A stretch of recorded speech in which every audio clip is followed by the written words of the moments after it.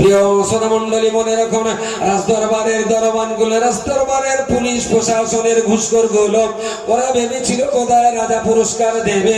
আসলে ওরা জানতে পারেনি এর ভাগ্যে পুরস্কার জুটবে না তিরস্কার জুটবে। পুরস্কার না তিরস্কার, শান্তি না অশান্তি, ইসলাম না বেঈমানি, কি যে ঝোলায় আছে।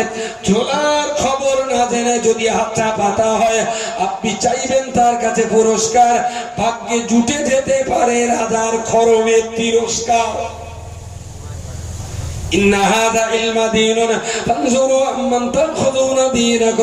তুমি আল্লাহ দেওয়া ইসলামটা যার কাছ থেকে গ্রহণ করবে, ইসলাম গ্রহণ করার পূর্বে ওর ঝোলাটা আগে দেখো, ওর ঝোলায় ইসলাম আছে না ইসলাম নেই। 50-60 বছর পরের বাড়িতে সংসার করবে। এই মাত্র 50টা বছরের জন্য একটা বাড়িতে পাঠাতে হবে, তো তারা দেখতে এসেছে। আচ্ছা, দেখে শুনে যে পছন্দ করবেই এরকম কোনো গ্যারান্টি তো নেই। এখন দেখে শুনে যদি ওরা বলে মেয়ে পছন্দ হয়নি, তাহলে তো বলা উচিত যে ভাই পাউডার লেগেছে, সাবান লেগেছে, লিপস্টিক লেগেছে, কপালের ঠিক পয়সাগুলো তো দাও, তোমার জন্য তো মেয়ে সাজিলা। তাহলে মেয়ে যদি তোমাদের পছন্দ না হয়, সাজগোজ করতে যা খরচ হয়েছে ওটা ফেরত দাও, দেবে? দেবে না। তাহলে সাজগোজা করলো ফকাস হয়ে গেল। মাত্র 40-50 বছর মেয়েটা সংসার করবে। যারা দেখতে এসেছে এরা আবার সাজগোজের পরেও দেখে শুনে পছন্দ নাও করতে পারে।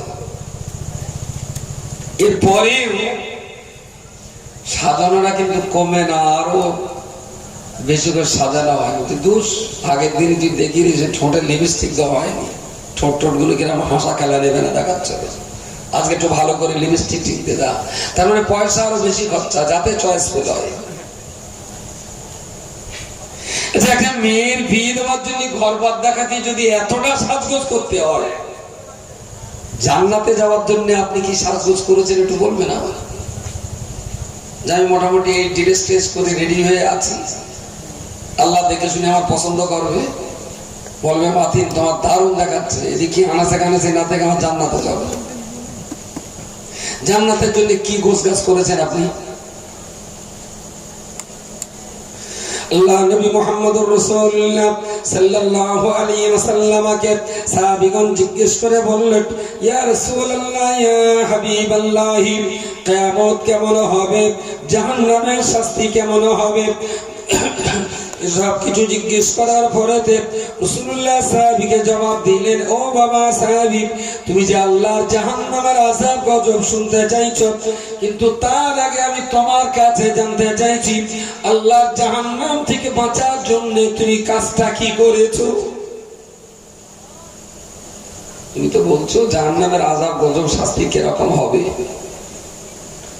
তা তুমি আমার কাছে জাহান্নামের গজব শুনতে চাচ্ছ, আযাবের কথা শুনতে চাইছো, কিন্তু জাহান্নামের আযাব থেকে বাঁচার মতো তোমার সামান কি জোগাড় হয়েছে? হুটপাট করে জান্নাত চাইলাম আর আল্লাহ জান্নাত দিয়ে দিলেন, ব্যাপারটা ঠিক অতটা সোজা হবে না। জান্নাতে যাওয়ার জন্য যে পোশাক, যে চরিত্র, যে আদর্শ, যে নীতি নৈতিকতা, সেটা তো আমার ভিতরে থাকা চাই। সুতরাং জান্নাত চাইলাম আর পেয়ে গেলাম, ব্যাপারটা এমনটা নয়। জান্নাতে থাকার মতো নিজেকে খুব উপযুক্ত করে গড়ে তুলতে হয়। জান্নাত তো মুসলমানদের বাবাকে সম্পত্তি, এটা অস্বীকার করা যাবে না। আমাদের আদি পিতা আদম আলাইহিস সালাম কোথায় জন্ম হয়েছিল? তার জান্নাতের ভিতরে। তো আদম নবীর যদি জান্নাতের ভিতরে জন্ম হয় আর আমরা তার ছানা বলা, সেই সুবাদে আমি বলতেই পারি যে জান্নাত আমার বাবাকে সম্পত্তি। এখন কেউ যদি বলে যে আমি আদমের ছেলে না, আমি বাঁদরের ছেলে, তাহলে সেটা তার নিজস্ব ব্যাপার। ডারউইনের একটা থিওরি আছে না, যে মানুষ বাঁদর থেকে তৈরি, মানুষ বাঁদর থেকে তৈরি। ডারউইনের থিওরি অনেক মানুষ এখনো বিশ্বাস করে। আমার যাই বলুক আর তাই বলুক, আমার যদি বলে তুমি কের জাত, আমি বলবো আমি মানুষের জাত। আর যিনি বলেছেন বাঁদর থেকে মানুষ তৈরি, তারা যদি বলে ভাই তুমি কিসির জাত, তাহলে কি বলবে? আমি বাঁদরের জাত। তো কারোর যদি ইচ্ছা হয় বাঁদরের জাতও আছে, অন্য লোক হতে পারে, আমরা অন্তত হতে পারবো না বাঁদরের জাত, আমরা মানুষের জাত। তো আমাদের পূর্বপুরুষ আমাদের শুরু তো নবী আদমকে দিয়ে, তিনি আমাদের বাবা, আর তার তৈরিও হয়েছিল জান্নাতের ভিতরে। কোন না কোন বাহানায় আদম দুনিয়াতে এলেন। দুনিয়াতে এসে জান্নাতে যাওয়ার জন্য আদম না পাগল হয়ে যাবে। বিশ্বাস করুন, 40 দিন 45 দিন হাজিরা হজে থাকার পর যখন হজ হয়ে গেল, উমরা হয়ে গেল, মদিনা শরীফে রাসূলুল্লাহর মাজার জিয়ারত হয়ে গেল, তখন একটু মনে মনে হয় একটু বাড়ি না যেতে পারলে, অনেকদিন কচি কড়ারে দেখা হয় না, একটু আসার জন্যে মনটা একটু চায়। 40-45 দিন হয়ে গেছে তো, এবারে বাড়ি এসে 2 দিন 3 দিন 4 দিন আত্মীয় স্বজন যতক্ষণ দেখাশোনা করে, লোক আসে, ভালো মন্দ খবর নেয়, সপ্তাহখান পরেই যখন একটু একা একা হয় হাজি সাহেব, তখন একদম ভালো লাগে না, একদম ভালো লাগে। তখন মনে করে যে আবার একটুখানি মদিনায় যেতে পারলে, এ তো ঠিক ভালো জায়গা না, তো মদিনায় কত শান্তি। এমনি লোকে যে বলে সোনার মদিনা, একেবারে সত্যি সোনার মদিনা। চলন, ঘোরাফেরা করা, বাজারঘাট করা, খাওয়া দাওয়া করা, সেই সঙ্গে মসজিদে নববীতে সময় মতো একটু নামাজ পড়া, মাঝে মাঝে রাসূলুল্লাহর মাজার জিয়ারত করা, হুজুরের কবরের ধারে দাঁড়িয়ে একটু আসসালাতু ওয়াসসালামু আলাইকা ইয়া রাসূলুল্লাহ। তখন থেকে অনেকদিন হয়ে গেলে একটু মনস্থির হয়, বাড়ি আসার জন্য হাজি সাহেবদের বিরাট আনন্দ হয়। গোছ গাছ করে মুআল্লিম বলে দিলে সকাল 11টায় গাড়ি লাগবে, হাজিরা দেখো 9টার সময় ব্যাগটাকে রেখে সব নিচে দাঁড়িয়ে হাজির। বলে হাজি সাহেব গাড়ি তো ছাড়বে 9টায়, এত সকাল সকাল, তাহলে খোকা একটু, খোকা একটু মানে বাড়িতে কোন টেনে একটু হেসে দিলে এক ফিরকি। ঠিক আসার পরে 10-15 দিন পরে আমি ফোন করে দিলাম, চাচা খবরটা ওর কি? তাহলে খোকা আবার কবে যাবা? আমাকে 11টার সময় বাস ছিল, তুমি তো 9টায় নিলে আবার যাওয়া, তার মানে তো খোকা একদম ভালো লাগতেছে না। সত্যি সত্যি তাই, সমস্ত পরিবেশটাই তো মানুষের একেবারে ইতিবাচক পরিবেশ, দারুণ সুন্দর পরিবেশ। তো মদিনা শরীফ থেকে ঘুরে বাড়ি এসে যদি আবার মদিনায় যাওয়ার জন্য মন যদি ব্যাকুল হয়, যা আদম নবী তো জান্নাত থেকে ঘুরে এসে দেখেছে তো জঙ্গলে, তার মনটা তাহলে কত অস্থির হচ্ছিল। মদিনা শরীফ তো নবীর ইশকে মহব্বতে আমাদের একটা টান থাকে, এটা স্বাভাবিক। কিন্তু ওখান থেকে যদি জান্নাত তুলনা করা যায়, মদিনা শরীফে নবী আছেন, এটা আমাদের আত্মিক শান্তি, আত্মিক শান্তি। কিন্তু দেহের শান্তির জন্য মদিনার খাবারও খেতে হয়, মদিনার ঘরে শুতে হয়, মদিনার খেজুরও খেতে হয়, তা নাহলে দেহ ঠিক থাকে না। এই সমস্ত ব্যাপারে তো জান্নাতের ভেতরে তো কোনো ঘাটতি নেই। আল্লাহ নবী আদম আলাইহিস সালাম জান্নাত থেকে দুনিয়া জমিনে যখন এসেছিলেন, নিজে 360 বছর ধরে রব্বানা যালামনা আনফুসানা ওয়া ইল্লাম তাগফির লানা ওয়া তারহামনা লানাকুনান্না মিনাল খাসিরিন, 360 বছর ধরে আল্লাহর কাছে যতদিন তিনি কান্নাকাটি করছিলেন ক্ষমার জন্য, আল্লাহ রহমত পাওয়ার জন্য দীর্ঘদিন ধরে তিনি কান্নাকাটি করলেন। আল্লাহ পাকের দয়া হলো, আদম নবীকে আমার আল্লাহ কবুল করে নিলেন। আদমের লানাকুনান্না মিনাল খাসিরিন, আল্লাহ আপনি যদি আমার তওবা কবুল না করেন আমি আদম ধ্বংস হয়ে যাব। আল্লাহ তওবা কবুল করে নিলেন, আদম নবীকে আবার রহমতের কোলে জায়গা করে দিলেন। এবারে যখন আদম নবীকে আল্লাহ তার রহমতের কোলে জায়গা করে দিলেন, নবী আদম আলাইহিস সালাম এবার জান্নাতের কথা স্মরণ করে আল্লাহ নবী আদম তো উন্মাদ হয়ে গেলেন। আল্লাহ ছিলাম কোথায়, এখন আছি কোথায়? আল্লাহ আমাকে জান্নাত আবার দাও, আমি এই দুনিয়ায় মোটেই থাকতে পারছি না। এখানে খেয়ে সুখ নেই, পরে সুখ নেই, ঘুমিয়ে সুখ নেই, কথা বলে সুখ নেই, যেদিকেই তাকাচ্ছি শুধু অস্বস্তি, শুদ্ধ অস্বস্তি। জান্নাতের ভিতরে কোনো অস্বস্তি খৈনি থাকবে না বলা জান্নাতে? বিনা খৈনিতে থাকা যাবে?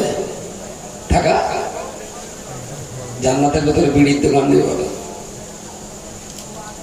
সামনে বছর মাসে কি সুন্দর সেই রাত 3টের সময় সেই দিকে সারাদিন বলে একটা বিড়ি খাবে না, সারাদিন একটাও খাবে না। সন্ধ্যেবেলা মসজিদ থেকে যখন ফেরবে তাহলে রাস্তায় মশা বাস করাই দুষ্কর, এত পরিমাণ ধোঁয়া উড়বে মনে হয় যেন কয়লার ট্রেন পাকা রাস্তাতে যাচ্ছে, এত পরিমাণ ধোঁয়া। আচ্ছা আমি কি বলতে পারি যে শয়তান তো রোজার মাসে বাঁধা থাকে, দিনের বেলা বেঁধে রেখে ইফতার করে কি ছেড়ে যায়? ইফতার করে শয়তানকে ছাড়া ইফতার করে? তাহলে সারাদিন যে বিড়িরা না খেয়ে থাকে এরা নাই বুঝলাম যে শয়তান বাঁধা রয়েছে, তাই তা সন্ধ্যের পরেও তো শয়তান বাঁধা থাকে। তাই বিড়ি খাওয়ার জন্য ওর কুমন্ত্রণা দিয়েছে কেনা? কোন রোজাদারের কি শয়তান কুমন্ত্রণা দেয় না? ওটা ওর নফসানি খায়, শুধু মনের বদমাইশ, একদম মনের বদমাইশি ছাড়া কিছু।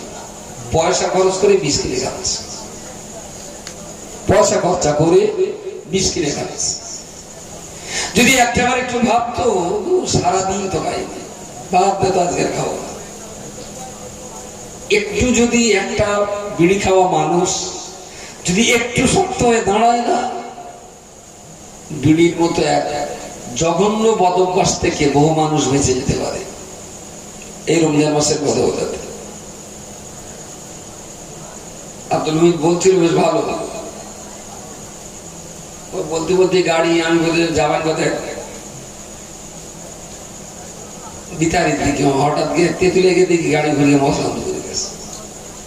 রমজান মাসের কথা বলছিল, আর বর্তার মুখ তো কখন যে কোন দিকে মন নেবে বোঝাই মুশকিল। يا أيها الذين آمنوا كتب عليكم الصيام كما كتب على الذين من قبلكم لعلكم تتقون।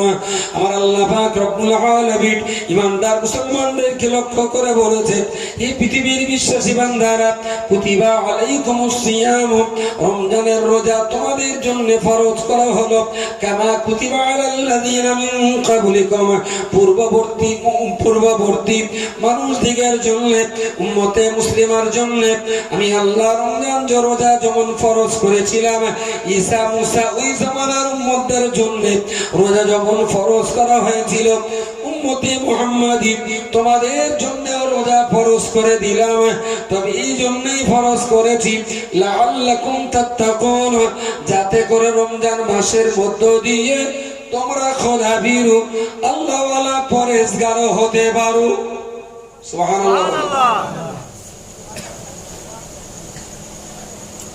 লাআল্লাকুম তাত্তাকুন, শায়দকে তো মুত্তাকি বান যাও। রমজানের এই রোজাটা হলো একটা প্র্যাকটিসের মাস, অধ্যাবসায়ের মাস, নিজেকে ভালো করে তৈরি করার মাস। পূর্ব জামানার নবীদের কারোর যুগে এক টানা 30টা বা 1 মাস রোজা ছিল না। প্রত্যেক নবীর রোজা ছিল, কিন্তু এক টানা 1 মাস কোন নবী জামানায় ছিল না। কোন নবীর জামানায় 12 মাস, এ মাসে 3টে, ও মাসে 2টো, এ মাস ফাঁকা, পরের মাসে 3টে, এইরকম রোজা ছিল, ধারাবাহিক করা ছিল। আবার কোন কোন উম্মতের জন্য রোজার সময় খাওয়া দাওয়া যায় ছিল, করা মুখ বন্ধ রেখে রোজা করো, তুমি যা ইচ্ছা তাই কথা বললে। এখন খালি যারা রোজা মানে আগেকার একটা জমানায় কথা বললে রোজা করে। আমার মাঝে মাঝে মনে হয় যে আমাদের সেলা ওই জবান বন্ধ করার রোজা যদি আল্লাহ দিত, মানুষ এত পরিমাণ বকে, এত পরিমাণ অযথা বকবে, সে কথা ভাষা বলা। ভাই, খাওয়া বন্ধ করে থাকা যতটা সহজ, কথা বন্ধ করে থাকা বলা অতটা সহজ না, অতটা সহজ না। কোন কোন নবীর জামানায় সে যুগের মানুষ বড্ড বকাটা ছিল, বড্ড বকাটে। আল্লাহ দেখলেন যে ওদের এই যে পরিমাণ বকা বকতেছে, ওরা যদি এই বকতেই থাকে তাহলে জাহান্নাম ধরা কোনো লাইন নেই, ওদেরকে বকা কম করতে হবে। আল্লাহ রোজা দিয়ে বললেন রাত 3টে থেকে সন্ধ্যে 6টা পর্যন্ত কথা বলতে হবে। ভাত খাও, রুটি খাও, গোস্ত খাও, ডাল খাও, পরোটা খাও, যা ইচ্ছা তাই খাও, কথা বললি রোজা ভেঙে যাবে। ওর জন্য আবার পরে ওই রোজা কালা করতে দেবে। আচ্ছা, জিভে তো দুটো কাজ হয়। জিভের একটা কাজ কথা বলা, আর একটা কাজ খাওয়া। এই জিভে যে দুটো কাজ, এই দুটো কাজের কারণে যদি মানুষের জাহান্নামে যেতে হয়, খাওয়া কাজ আর কথা বলা কাজ, এই দুটোর জন্য যদি জাহান্নামে যেতে হয়, তা খাওয়ার জন্য যাবে না কথার জন্য যাবে? পেছনের দিকে। হ্যাঁ, হারাম খেয়ে যত লোক জাহান্নামে যাবে, তার চেয়ে অনেক বেশি লোক জবান দিয়ে অকথা কুকথা বলার জন্য জাহান্নামে যাবে। অ্যাকচুয়াল হারাম খেতে গেলেও বলো কিছু কষ্ট করে জোগাড় করতে হয়। হারাম খেতে গেলেও তার পিছনে একটা কষ্ট লাগে, কিন্তু ফটান করে কারণ বেজম্মা বলতে মোটেই সময় লাগে না, সময় লাগে না। আমি যে বললাম ফটান করে, আমার কি কোনো কষ্ট টষ্ট? মুখের খাবার হালাল হারাম বেছে খাওয়াটা যতটা গুরুত্বপূর্ণ, তার চাইতে অনেক বেশি ভাইটাল হলো জবানের কথাবার্তা গুলোকে সংযত করে বলা, খুব সংযত করে বলা। কারণ প্রিয় রাসূল বলেছেন, মানুষ যদি তার দেহে দুটো গোস্তের টুকরার জিম্মাদারি নেয়, তাহলে আমি সেই বান্দার জান্নাতের জিম্মাদারি নেব। সুবহানাল্লাহ। মা বাইনা রিজলাইন ওয়া মা বাইনা শাফাতাইন, দুই জিভের মাঝখানের নড়াচড়া করা ছোট্ট গোস্তের টুকরাটা জবান, আর দুই পায়ের মাঝখানে অবস্থান করা ছোট্ট গুপ্তাঙ্গটা, এই দুটো গোস্তের টুকরো কেউ যদি হেফাজত করতে পারে, আল্লাহ তার জন্য জান্নাত হেফাজত করে রাখবেন। সুবহানাল্লাহ। তবে জীবের দুটো কাজ, খাওয়া আর বলা, খাওয়ার চাইতে বলাটা বেশি ভাইটাল। মানুষ খাওয়ার কারণে জিভে এমন কিছু করে না যে বেঈমান হয়, কিন্তু জিভ দিয়ে কথা বলার কারণে এমন ঘটনা প্রতিনিয়ত ঘটে যে মানুষ বেঈমান হয়। মদ খালি মানুষ বেঈমান হয়? মদ খালি না। শরীর বস খালি বেঈমান হয় না? না না। কি খালি বেঈমান হয় তো বলেন? বেঈমান হয় একটা খাবারের নাম বলুন, যে খাবারটা খালি বেঈমান হবে।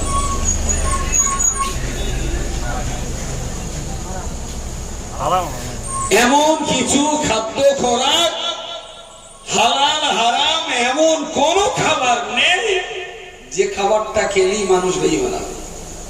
আচ্ছা, ও ধরেন বদমাইশি করে বাপের জবাই করে দিয়ে বাপের গোশত রান্না করে খেয়ে বেঈমান হবে? সুতরাং জীব উল্টো পাল্টা খেয়ে জাহান্নামে যাবে এরকম পরিমাণটা কম। কিন্তু জীব উল্টো পাল্টা বলে জাহান্নামে যাবে এরকম পরিমাণটা অনেক বেশি, অনেক বেশি। সুতরাং জবান সম্পর্কে খুব সংযত থাকার কথা। এই জীব দিয়ে সাক্ষ্য দিতে হয় আশহাদু আল্লা ইলাহা ইল্লাল্লাহ, তবে দেহটা জান্নাতের উপযুক্ত হয়। প্রিয় শ্রোতামণ্ডলী, মনে রাখুন, আমি আপনাকে বলতে চাইছিলাম কুতিবা আলাইকুমুস সিয়াম কামা কুতিবা আলাল্লাযীনা মিন ক্বাবলিকুম লাআল্লাকুম তাত্তাকুন। আমার আল্লাহ বললেন, বান্দারে, তোমাদের জন্য এক মাস ধরে ধারাবাহিকভাবে রমজানের রোজা ফরজ করা হলো, লাআল্লাকুম তাত্তাকুন।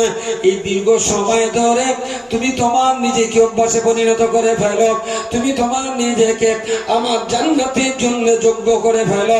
তোমার জীবন জিন্দেগির কঠিন কঠিন বদঅভ্যাসগুলোকে রমজানের কারণে তুমি ত্যাগ করতে পারো। 30 দিন তো সময়, 30 দিন।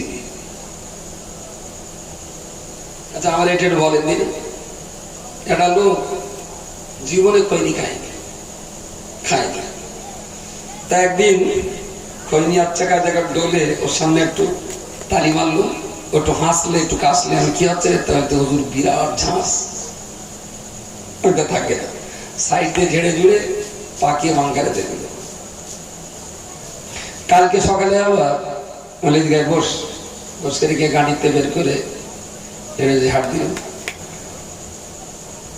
আজ একটু হাসলো, একটু কাছাকাছি হইলো, কালকে চাইতে আজকে বেশি না কম? কথা বলেন সত্যি সত্যি, খনি যদি বেশি হলে, ধরুন কালকে 2 গ্রাম খনি নিয়েছে, আজকে 5 গ্রাম নিয়েছে, এরকম দিয়ে যদি ঝাড়া মারি, ও কি কালকের চাইতে আজকে বেশি হাসবে, কাশবে, একটু ওয়া করবে, খুঁতখুত করবে, কিন্তু কালকের চেয়ে কম। তার মানে খানিকটা অভ্যাস হয়ে গেছে। গেল, আমি যা 3 দিন আবার ডেকে ভালো করে ডলে টলে ঝাড়া মারলো, শুধু মুখটা ঘুরিয়ে গেলে কেস কেটেছে, তোর কাশি, তাই তো ঘরটা অসুবিধা হচ্ছে,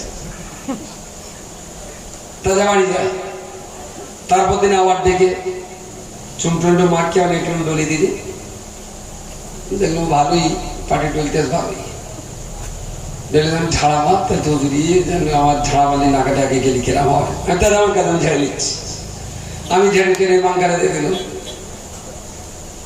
পরের দিন আবার ডেকে আমি কোথাও একটু খনি দেবে, একটু নিজের হাতে একটু ডল দিই, ডলে টলে ঝাড়বো। কাল বলেছিল আপনি ঝাড়েন, আর আজকে জিজ্ঞেস করতো ঝাড়বো, আমি তো দেখতো যে সহ্য একটা ঝাড়, এইরকম এই দিকে ফিরে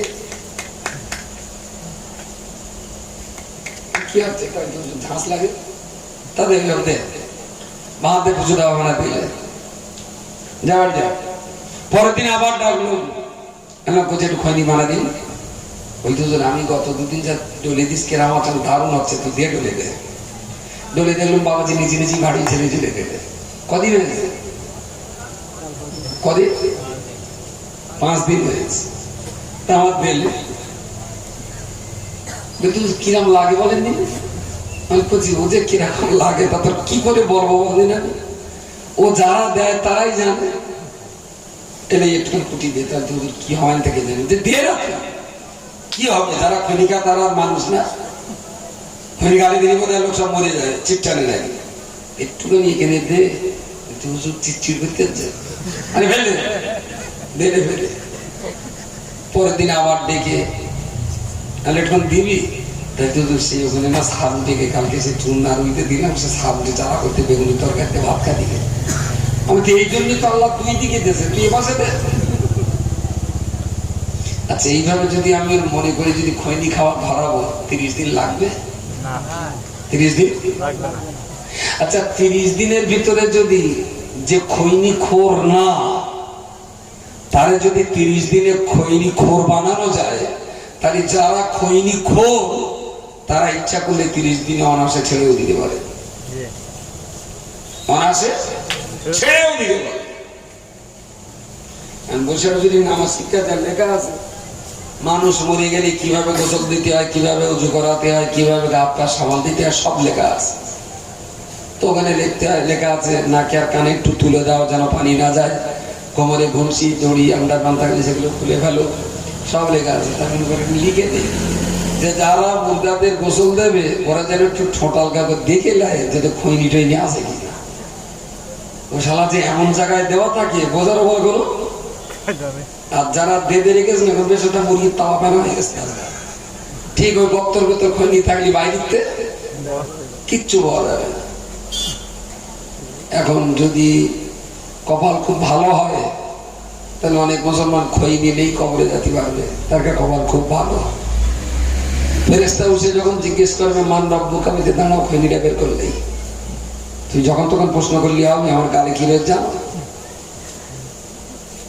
লাআল্লাকুম তাত্তাকুন, রমজানের 1 মাস রোজা ধারাবাহিক ভাবে আমি আল্লাহ ফরজ করে দিয়েছি যাতে প্রতিদিন এই কাজ করতে করতে করতে করতে তোমরা নিজের জীবনে খারাপ জিনিসগুলোকে ত্যাগ করে ভালো কাজগুলোকে নিজের জীবনে অভ্যাসে পরিণত করে নিতে পারো। বলুন সকলে সুবহানাল্লাহ। কিছু না, প্রতিদিন তারাবি নামাজ পড়ে, আজকালকে দিনে তারাবি পড়েই কেউ ঘুমায় না, 1-1 ঘন্টা আড্ডা তো দিতেই হবে। আর চ্যাংড়াদের তো রাত নেই, ওরকে এখন দিন নাই রাত। তারাবি নামাজটা পড়ে 10টা মিনিট, অনলি 10 মিনিটস মসজিদের ভিতরে আলিফ বেতে কোরআন শরীফটা নিয়ে ইমামের সঙ্গে একটু গোল হয়ে বসেন 10টা মিনিট। 30টা দিন যদি রমজানের এই 30টা দিন তারাবির পরে কি কেউ ছাগলের ঘাস কাটতে যায়? তারাবির পর বিরাট ব্যস্ততা থাকে না।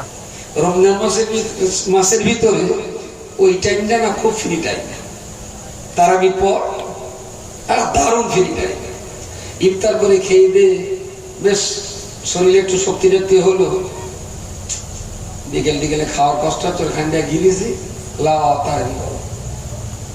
ইফতারের পরে এটা খাই সেটা খাই, তারা বিরাটটা টেনশন বলো মাথায় ঘুরপাক খায় যে ও তালাক না দেওয়া পর্যন্ত ঠিক হাড়ের বোঝা লেগতেছে না। তারাবিটা হয়ে গেল, এইবার বেশ আইপুরে একটা ভাব।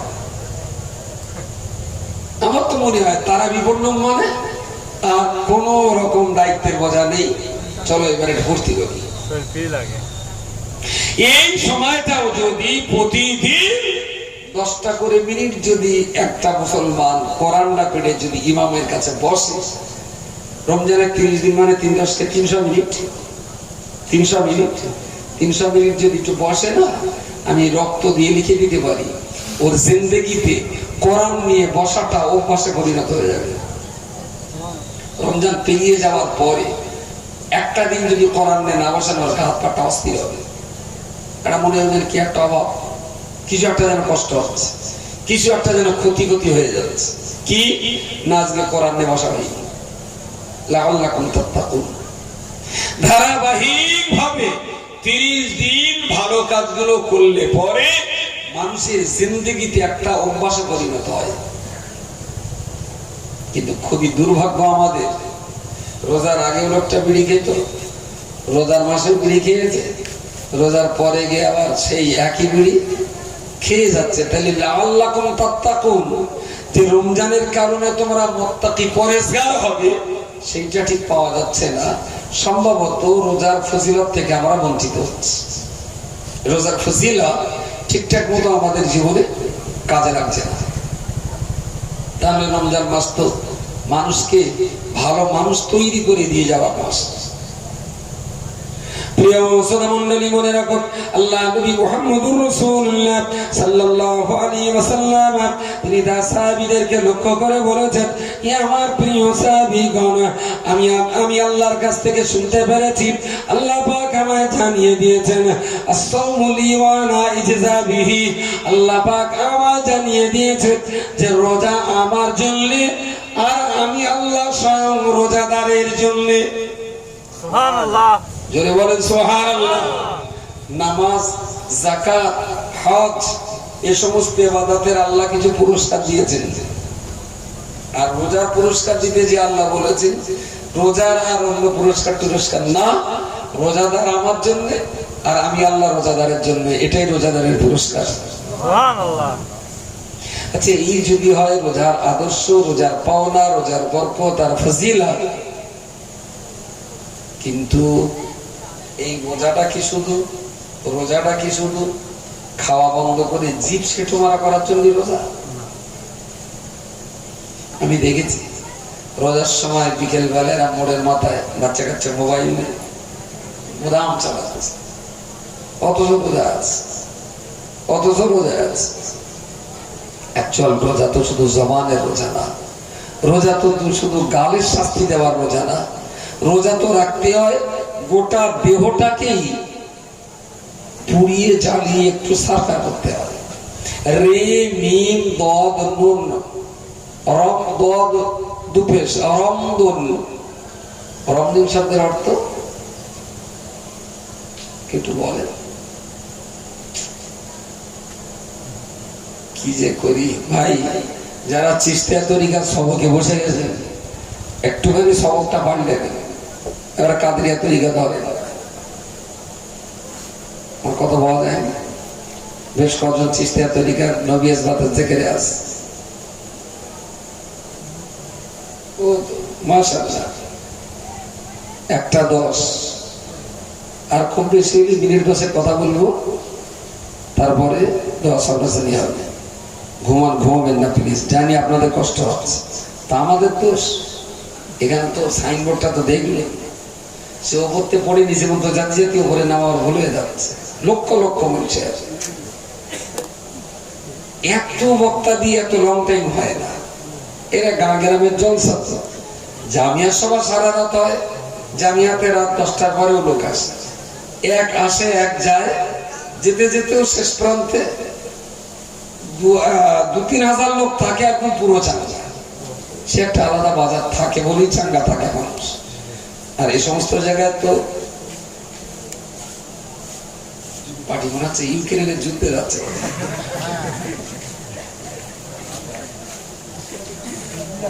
কাদের সঙ্গে কার জন্য যে আমি বকতেছি ওদের কোনো হিসেব আছে? কি সুন্দর মস্তি করে ঘুরে বেড়াচ্ছে ওদের দিকে। হ্যাঁ,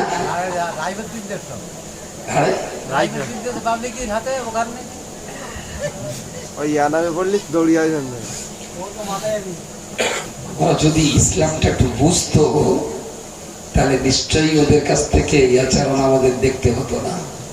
দোষ ওদের না, দোষ আমাদের। ইসলামের সাথে তো এই বাচ্চাদেরকে আমরা কোনো পরিচয় করাইনি, কোনো পরিচয় করাইনি। তোরা জানে মনে, এতে ওদের দোষ দিয়ে লাভ আছে। যাক, কি বলছিলাম যেন শেষ কথাটা? ও রোজা। রোজা শুধু জিহ্বার গালের রোজা নয়, চোখ দিয়ে যদি শরীয়তের কিছু নিষিদ্ধ জিনিস দেখা হয় তাহলে চোখের রোজাটা শেষ। হাত দিয়ে যদি শরীয়তের কত নিষিদ্ধ জিনিস যদি করা হয় তাহলে হাতের রোজাটা শেষ। অন্তর দিয়ে মন দিয়ে যদি কোনো খারাপ পাপ বা কুচিন্তা করা হয় তাহলে মনের রোজাটা শেষ। পা দিয়ে যদি কোনো পাপের কাজে বাড়ানো হয় তাহলে পার রোজাটা শেষ।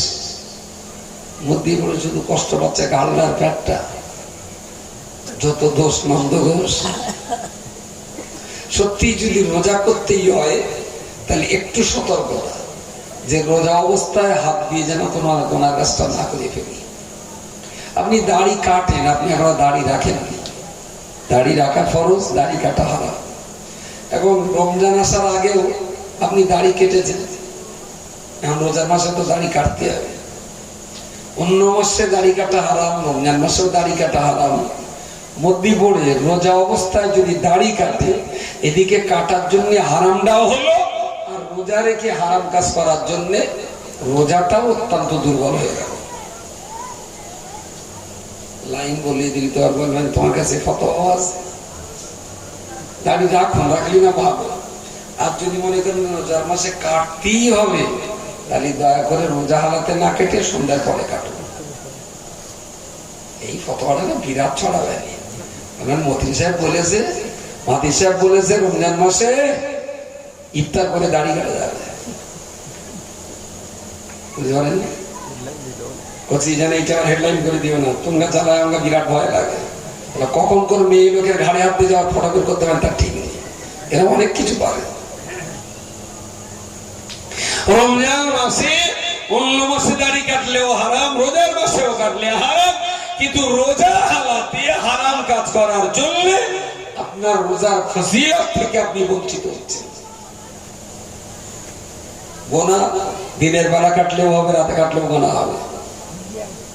তা গোনা হচ্ছে সে তো এমনি হবে, করবেন আপনি, অন্তত রোজাটা ঠিকঠাক হোক। তারাবি গড়ে গিয়ে কাটেন না, রোজা অবস্থায় কাটেন না। এই যে রোজা অবস্থায় হাত, চোখ, মুখ, মন, মস্তিষ্ক, অন্তর, পা, এদেরও যে রোজা হয়, এদেরও যে রোজা করাতে হয়, এইটা ভুলে গেছি। ভুলে গিয়ে সমস্ত কাজ করছি, শুধু জীব আর পেট শাস্তি পাচ্ছে তাদের জন্য। এই রোজায় কখনো রোজাদার পরেজগার হয় না, কখনো মোত্তাকি হয় না। লাআল্লাকুম তাত্তাকুন, ধারাবাহিক ভাবে এক মাস রোজা করে তোমরা যে পরেজগার আল্লাহওয়ালা খোদা ভীরু বান্দায় পরিণত হবে, এই শর্ত তখনই পূরণ হবে যখন গোটা দেহের রোজাটা আমরা আদায় করতে পারবো। চেষ্টা করুন। 30টা দিন বলো জীবনে অনেক লম্বা চড়া টাইম। যদি মনে করেন কোরআনটা শিখবো, মানুষ সারা বছর কাজ করে, কিন্তু তুলনামূলক রমজান মাসে কাজটা অনেক কম করে। কঠিন কঠিন কাজ না, যারা রোজাদার ঠিক রোজার আগের দিনের ভিতরে কঠিন কঠিন কাজ বেশিরভাগ করে ফেলে, যে রোজার সময়টা একটু কাজ কাম কম করবো। ভালো তো, আপনার নিয়ত, আপনার উদ্দেশ্য খারাপ না। এই রোজার মাসে যখন কাজ অন্য মাসের তুলনায় কম থাকে, রোজার মাসে ফের ইবলিস শয়তান আবার বাঁধাও থাকে। যদি এই মাসে কেউ হেদায়েত না হয়, এই মাসে যদি ইসলামের পথ না পায়, তাহলে রোজা পেরিয়ে গেলে আবার 1 বছর, আবার 1 বছর। যদি মন হয় যে এখনো তো 5 ওয়াক্ত নামাজ ধরিনি, ইনশাআল্লাহ এবার রমজান থেকে 5 ওয়াক্ত নামাজ প্রথম দিন মাগরিব থেকে শুরু হবে, আর 5 ওয়াক্ত নামাজ কাজা করবো না। দেখবেন 30 দিন ও যখন পড়ে পড়ে অভ্যস্ত হয়ে যাবে, ঈদের দিন সে নামাজ পড়বে, তারপরেও তা নামাজ থেকে যাবে। এ তো নিজেকে প্র্যাকটিস করে করে করে কি কায়দায় খৈনি খাওয়ালেন দেখলেন না? হয়নি? ওই কায়দায় সব ভালো হয়ে যাবে, একই কায়দায় ভালো হবে, কোনো অসুবিধা নেই। প্রিয় মুসলমান মণ্ডলী, মনে রাখুন, আমার কলিজার টুকরা ছোট্ট সন্তান বাচ্চা ছেলেটা অত্যন্ত দৌড়ে বেঁধে দারুণ সুন্দর করে আদব আখলাকের সঙ্গে মানুষ করার চেষ্টা করছি। সবার সময় সে বলে আল্লাহুম্মা বিইসমিকা আমুতু ওয়া আহইয়া, খাওয়ার সময় বিসমিল্লাহ বলে, ডান হাত দিয়ে খায়। এই প্রত্যেকটা কাজে কিন্তু অভ্যাস করিয়েছি আমি। আমার কচি বাড়ির সামনে একটা বাড়ি আছে, রাস্তার লোক, আমাদের প্রতিবেশী, তা সে একদিন হাত পেতেছে, আর আমার কচির ওর গালে ওর হাতে দিয়েছে, কোলে গেছে। আমার গিন্নি তো বাড়িতে দেখে ফেলেছে। তা আমি আবার আমার সেই চাচার কাছে, চাচা আমি চলে যাচ্ছি, কচি তোমার বউমার কাছ দিয়ে দিয়ে গেল। তাহলে ঠিক আছে, আমি চলে গেছি। এইবার বাড়ি এসে আর গিন্নির মেজাজ, কচির অমুকের কোলে দিলেন কেন? ছেলেরা নাই আমাদের কোম্পানিতে পড়াচ্ছেন, তাই বলে কারোর কি ভাগ নেই? ওরা যদি আমাদের কাছে একটু কোলে নেয়, তাতে তো তোরও আনন্দ হওয়া উচিত, আমারও আনন্দ হওয়া উচিত। তাদের কোলে নিয়ে লেগে যায়, কচির লেতায় সেরাম চুমু খাচ্ছে। একদিন বলুন, তা বাচ্চা মানুষ চুমু খেয়েছে না, আমার এটা তো মেয়েরা ছেলে, ও কি ধর্ষণ করে? তুই যেরাম মেজাজ দিচ্ছিস মনে হচ্ছে না ছেলে ধর্ষণ করেছে। তাহলে আপনি জানেন? আমি জানি না মানে তুই কি বলতে চাচ্ছিস খুলে বল। তাতে চাচা কেন বিড়ি খায় জানেন? আর ওই বিড়ি খাওয়া কালকে কচির গালে শুধু চুমু খাচ্ছে। এই তো মারাত্মক কথা। আমার ওটা বিড়ি খায় সেটা আমিও জানি, আমি উঠে চলে গেছি, পরে যে কচির মুখে চুমু দেশ তা তো আমি জানি না। আমি ঠিক আছে, আমার অন্যায়কে চাপ দেবো না। তাহলে সে চুমু খায়, কালকে তার বিড়ি খায় না, কিরম গালটাল বন্ধ। তুই বুঝলি কি করে? তাহলে আমি দেখতে পেয়েছি, আর কচি আসার পরে আমি গালে মুখ দিয়ে আমারও বন্ধ লেগেছে বিড়ি। আচ্ছা, আমি একটা করে বিড়ি টেনে কচির মুখে প্রথম দিলাম, অটোওয়ালা হাসাহাসি করবে, গন্ধ তো। তারপর একদম টেনে দিল, আবার একদম টেনে।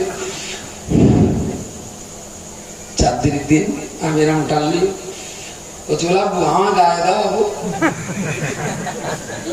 বুঝতে পারেননি?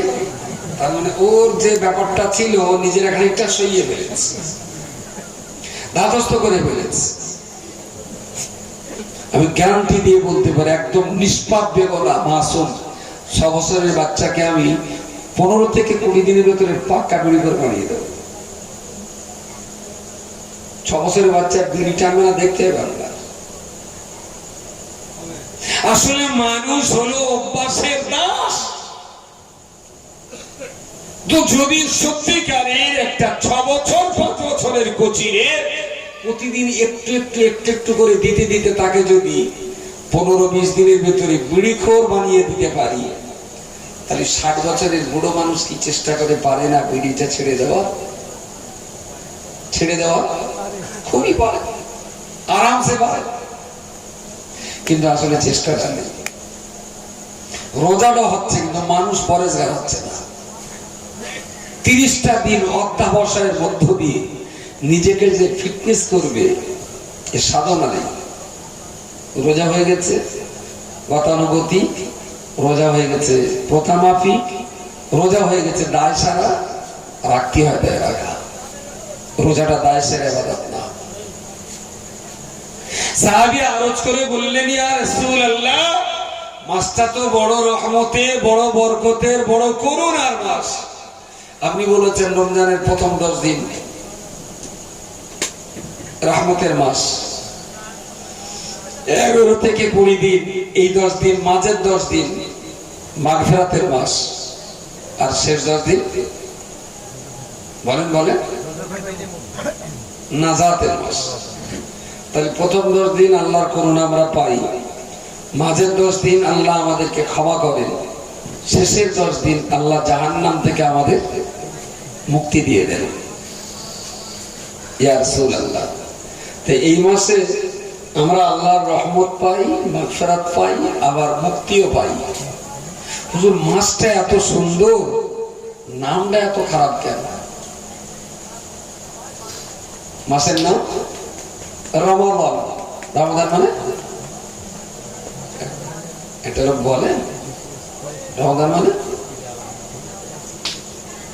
এই বাবু, হ্যাঁ না লিখে না। আসলে রে মিম দোয়া দুপেশা, রমজান শব্দের অর্থ হলো আগুন লাগিয়ে দেওয়া। সুবহানাল্লাহ বলেন,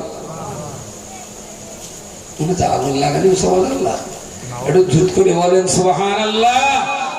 আল্লাহ নবী সাহাবী আরজ করে বললেন, ইয়া রাসূলুল্লাহ, ইয়া হাবিবাল্লাহ, মাসটা তো রহমত, তো বরকতের মাস, কিন্তু তার নামটা তো খারাপ কেন?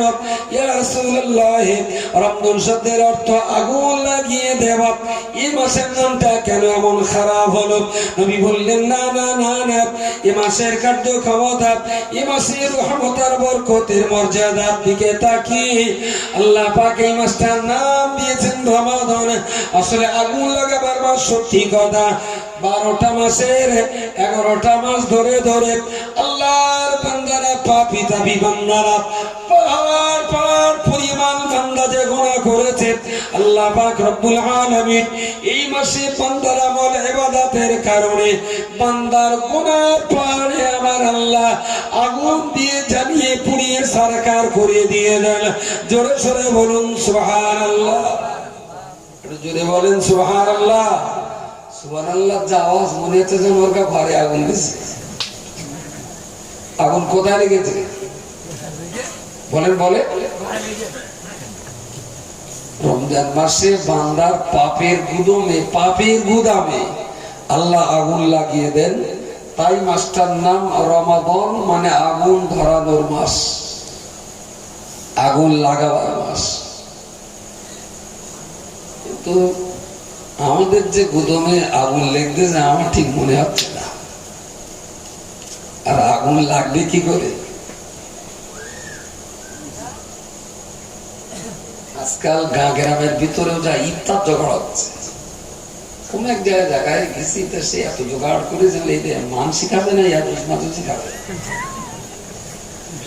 আমার ইফতার একটু ছোলা, একটু মুড়ি, শশা যদি একটু থাকে ভালো, না থাকলে অসুবিধে নেই। তবে যা দেবে যেন একটু মোটামুটি গোটা হাতটা না হয়, কারণ নামাজ কালাম পড়ে আবার খেতে লাগবে, আবার আমাকে কিছু খাবো। তার পুরো রোজার মাস সেখানে ঘুরি তো। আর দিল্লি, বোম্বে, রাজস্থান, হরিয়ানা, কেরালা কোনদিন অর্ধেক ইফতার খাতে পারিনি, এত পরিমাণ জোগাড় করবে। আর এই ইফতার দেখে শয়তান বলে, জাল্লা ইরির নাম যদি রোজা হয়, এরম রোজা হয় সারা বছর করুন, সারা বছর করুন। শয়তান রোজা করতে বলবে, হ্যাঁ বলবে। আসলে রোজা রেখে ওই দেখুন সব ভালো লাগে যদি পেট মাহাজন ঠিক থাকে। 3 দিন খাওয়া না দে, খুব সুন্দর নামে দামি একটা মেয়ে সামনেতে যদি বলে একটা আই লাভ ইউ বলে কেড়ে বাদে, গল্প করতে মজা লাগবে? হ্যাঁ, কেলা লাগবে বলো, সব বাদ দিন। তুই মুড়ি থাকে তো দুটো লাই, 3 দিন খাওয়া না দাওয়া না, এখন এইসব ভালো লাগে না। পেট যদি চাঙ্গা থাকে বহু রকমের বদমাইশি করা যায়, কিন্তু পেট যদি চাঙ্গা না থাকে কোনো বদমাইশি মনে হবে না। সারা বছর না এই নফস যা চেয়েছে তাই পেয়েছে। একটু জম্বড়া তানে খা, একটু খেজুরের রসে ঠিক রেখে খাবি, তা খা, তো খাওয়া খা। একটু পাটা সন্দেশ খাবি, তাহলে হ্যাঁ খা।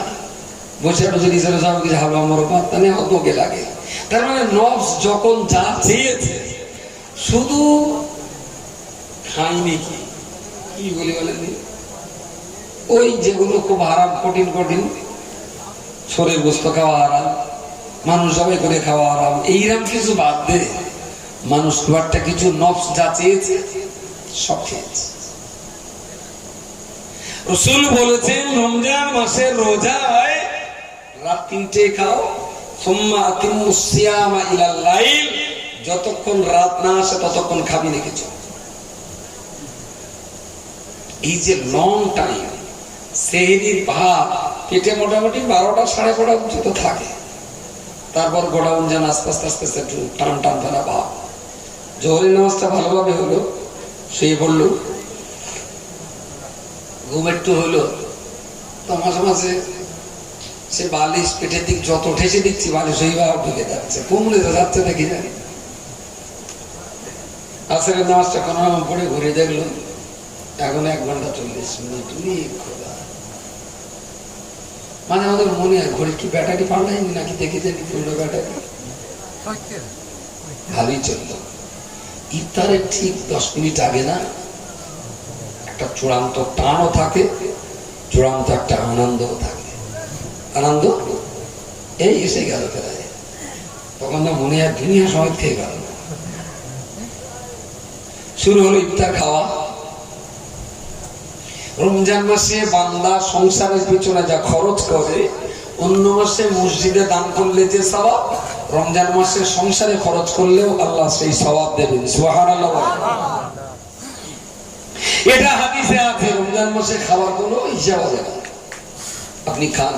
কিন্তু হাদিসে তো এটাও আছে, নফস জব্দ করার জন্য খাওয়া বন্ধ, এটা হাদিসে না। কিন্তু 15 ঘন্টা না খেয়ে 15 ঘন্টা পরে যখন খাচ্ছে না নফস, তখন তিনি করে লাভ হয়। তাহলে ও যদি 3 বারে খেত তাহলে ডাল পুষাকার তেলা হয়ে বাস। যদিও সকালে পান থাকে তো আলু সানা আর ডাল আর ঢেঁড়স দরকার, দুপুরে খেলি বেগুন আর পোড়া মাছ আর একটা ডাল আর 2 পিস গোস। তাহলে ওই পানটা দুপুরে যা গিলত, এখন 3 তারে তার চাইতে ডবল গিলতেস। আপেল, আনারস, আঙুর, শসা, মুড়ি, শরবত, নেড়ো, সেই সঙ্গে জম্বড়া, তারপরে আবার পেঁজি, ও চপ, এই যে ভ্যারাইটিস খাবার, রোজা না থেকে ততটা খাবার মানুষ খায় নফস দেখলো শালা রোজা থাকলে শুধু পান্তা বেগুন আর 15 বছরের একটা বাচ্চা রান্না বাড়লো মুরগির ডিম, ও শালা হচ্ছে আমার রোজা ভালো, রোজা কত কিছু পাচ্ছে। রোজা রেখে নফস সিটোমারা করা যেমন তেমন, যে পরিমাণ ইফতার গিলতেছে রোজাদার তাতেও নফস তিনি ইঞ্জিন করে লাভ পাচ্ছে। লেগে আয় তুই এরকম রোজা সারা বছর কর। পাক্কা সংযত হওয়ার এক বড় হাতিয়ার হলো নফসকে জব্দ করা। ইফতার আপনি খান, আমি একবারও বারণ করবো না, তবে দেখেন অন্য মাসের তুলনায় এই মাসে আবার নফস বেশি শক্তিশালী হচ্ছে না তো? অন্য মাসে নফসের যে শক্তি ছিল রমজানে এসে নফসের সেই তাড়না বেড়ে যাচ্ছে না তো? যদি বেড়ে যায় তাহলে আমি বলছি রমজান মাসে 1 মুঠো ছোলা 2 মুঠো মুড়ি ডাক পেটে একটু টান থাক, দেখি রমজানের বরকত নেমে আসে কিনা।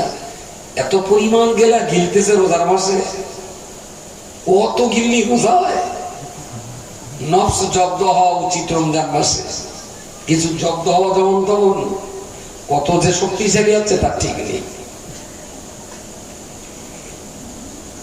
কোনো চিন্তার কারণ নেই। আমি রমজান মাসে লক্ষণকারী ঢুকবো না, ইফতার করবো না। হয়তো মনে হচ্ছে যদি ইফতার বলে সেটাও আরা করবো। আমি হাসপাতাল করতো, আর যদি ঢুকি ইফতার করি ঢুকবো, আর যদি ঢুকি তো বাড়িতে ইফতার করবো।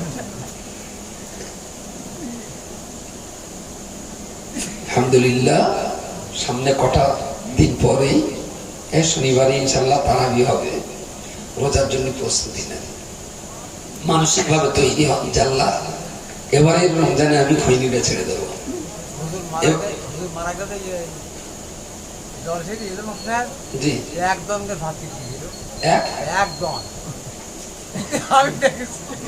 একটু বেশি খেতে, তবে আমরা একদিন জিজ্ঞেস করেছি, বুঝলি খোকা আমি যে এত খাচ্ছি কি হয় বলবেন? তাই না হুজুর? হাদিসে আছে পেটের যা খিদে তার 3 ভাগের 1 ভাগ খাওয়া, 1 ভাগ পানি আর 1 ভাগ ফাঁক খালি থাকে না। তা আপনি যে ডেকসি ডেকসি খাচ্ছেন তাহলে খাওয়ার পরে আমার খিদে থাকে, তাহলে আপনি খেয়ে যান, তাহলে আপনি খেয়ে যান। হাদিসে তো পরিমাণ বলা হয়নি, 3টে ভাগ করে 1 ভাগ খাবার, 1 ভাগ পানি আর 1 ভাগ খালি থাকবে। তা আপনি যদি 2 কেজি চালের ভাত খাওয়ার পরেও যদি 3 ভাগের 1 ভাগ খালি থাকে তাহলে আপনার খাওয়া দেয়, তাহলে খোকা তাই দিব্যি খেয়ে গেল। অ্যাকচুয়াল মানুষটা যেমন খেতেন তখন শেষ জীবনটা না কয়েক মাস শুধু মুড়ি খেয়েছিলেন, ভাত ডাল আলু গোস্ত মাছ কোনো কিছুর সঙ্গে সম্পর্ক ছিল না। চেনার কোনো কায়দা ছিল না যে এটাই সেই ব্যক্তি, একদম চেনা যেত না। শুধু মুখের এই অংশটুকু দেখলে বোঝা যেত যেটা হুজুর, বাকি দেহে আর কোনো জায়গায় সেই সিম্বল ছিল না। যাক, ইন্তেকাল করেছেন, আল্লাহ তাকে জান্নাতুল ফেরদাউস নসিব করুন, বলো না আমিন। কি রে সোলা নাকি? কেন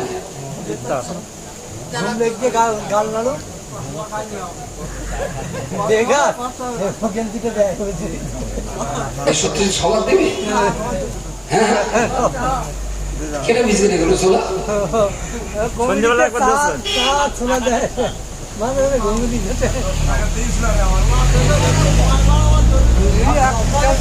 আলহামদুলিল্লাহ, সবার দিও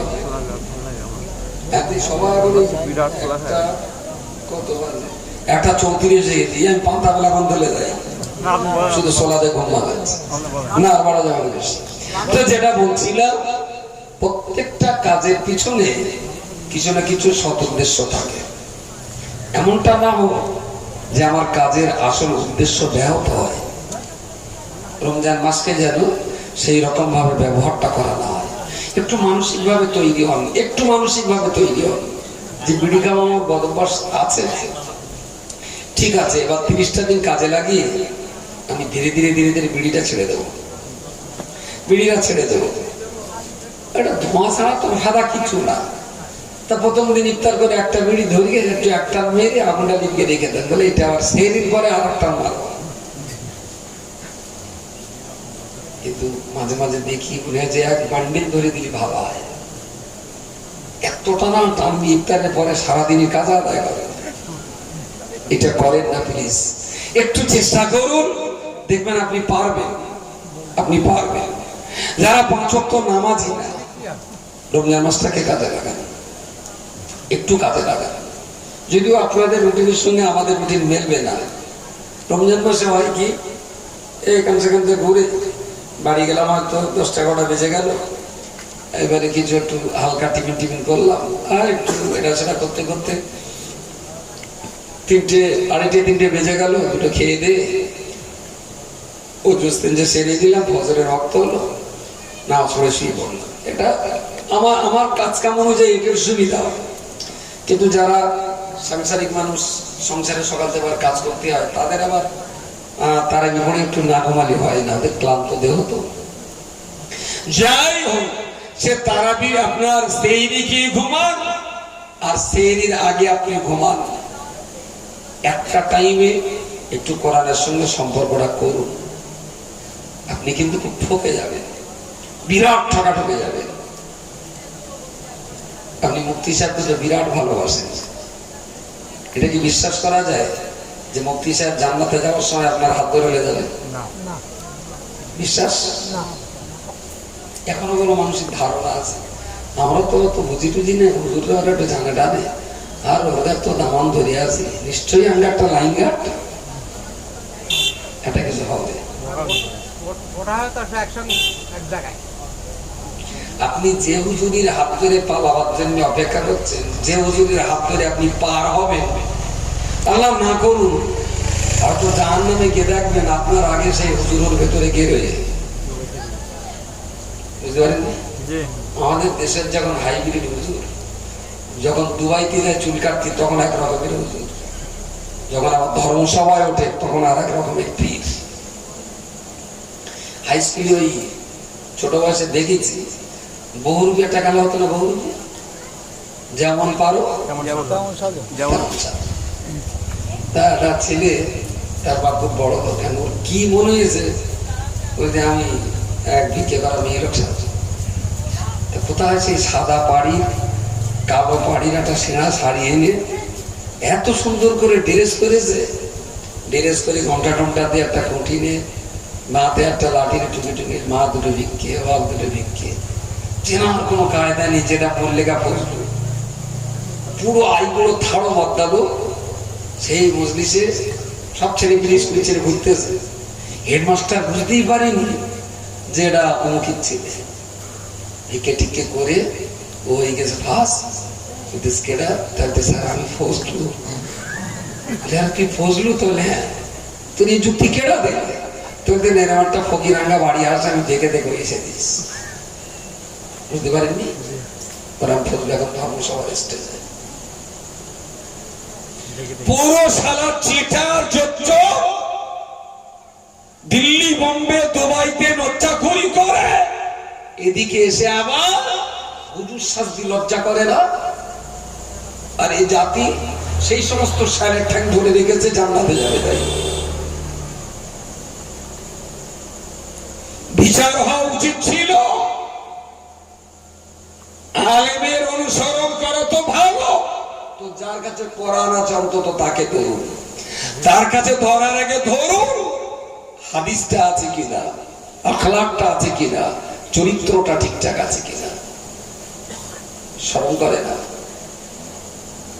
মাইক সামনে থাকলে অনেক কথা বলা যায়, কিন্তু বলতে গেলে একটু ময়ূর যখন আছে বিরাট ভালো দেখায়, কিন্তু ময়ূর যদি একবার নিজের পা দুটো দেখে না, তখন বুঝতে পারে যে সমাজ আমার পাখনা দেখলেও পা দুটো কেউ দেখে না, আমি দেখতে পাচ্ছি। প্রিয় শ্রোতা মণ্ডলী, মনে রাখুন, আল্লাহ নবী মুহাম্মদুর রাসূলুল্লাহ হাদিস শরীফে পরিষ্কার করে বলেছেন, ইন্না হাযাল মাদিনান ফানজুরু আম্মান তাখুযুনা দীনাকুম, ইন্না হাযাল মাদিনান।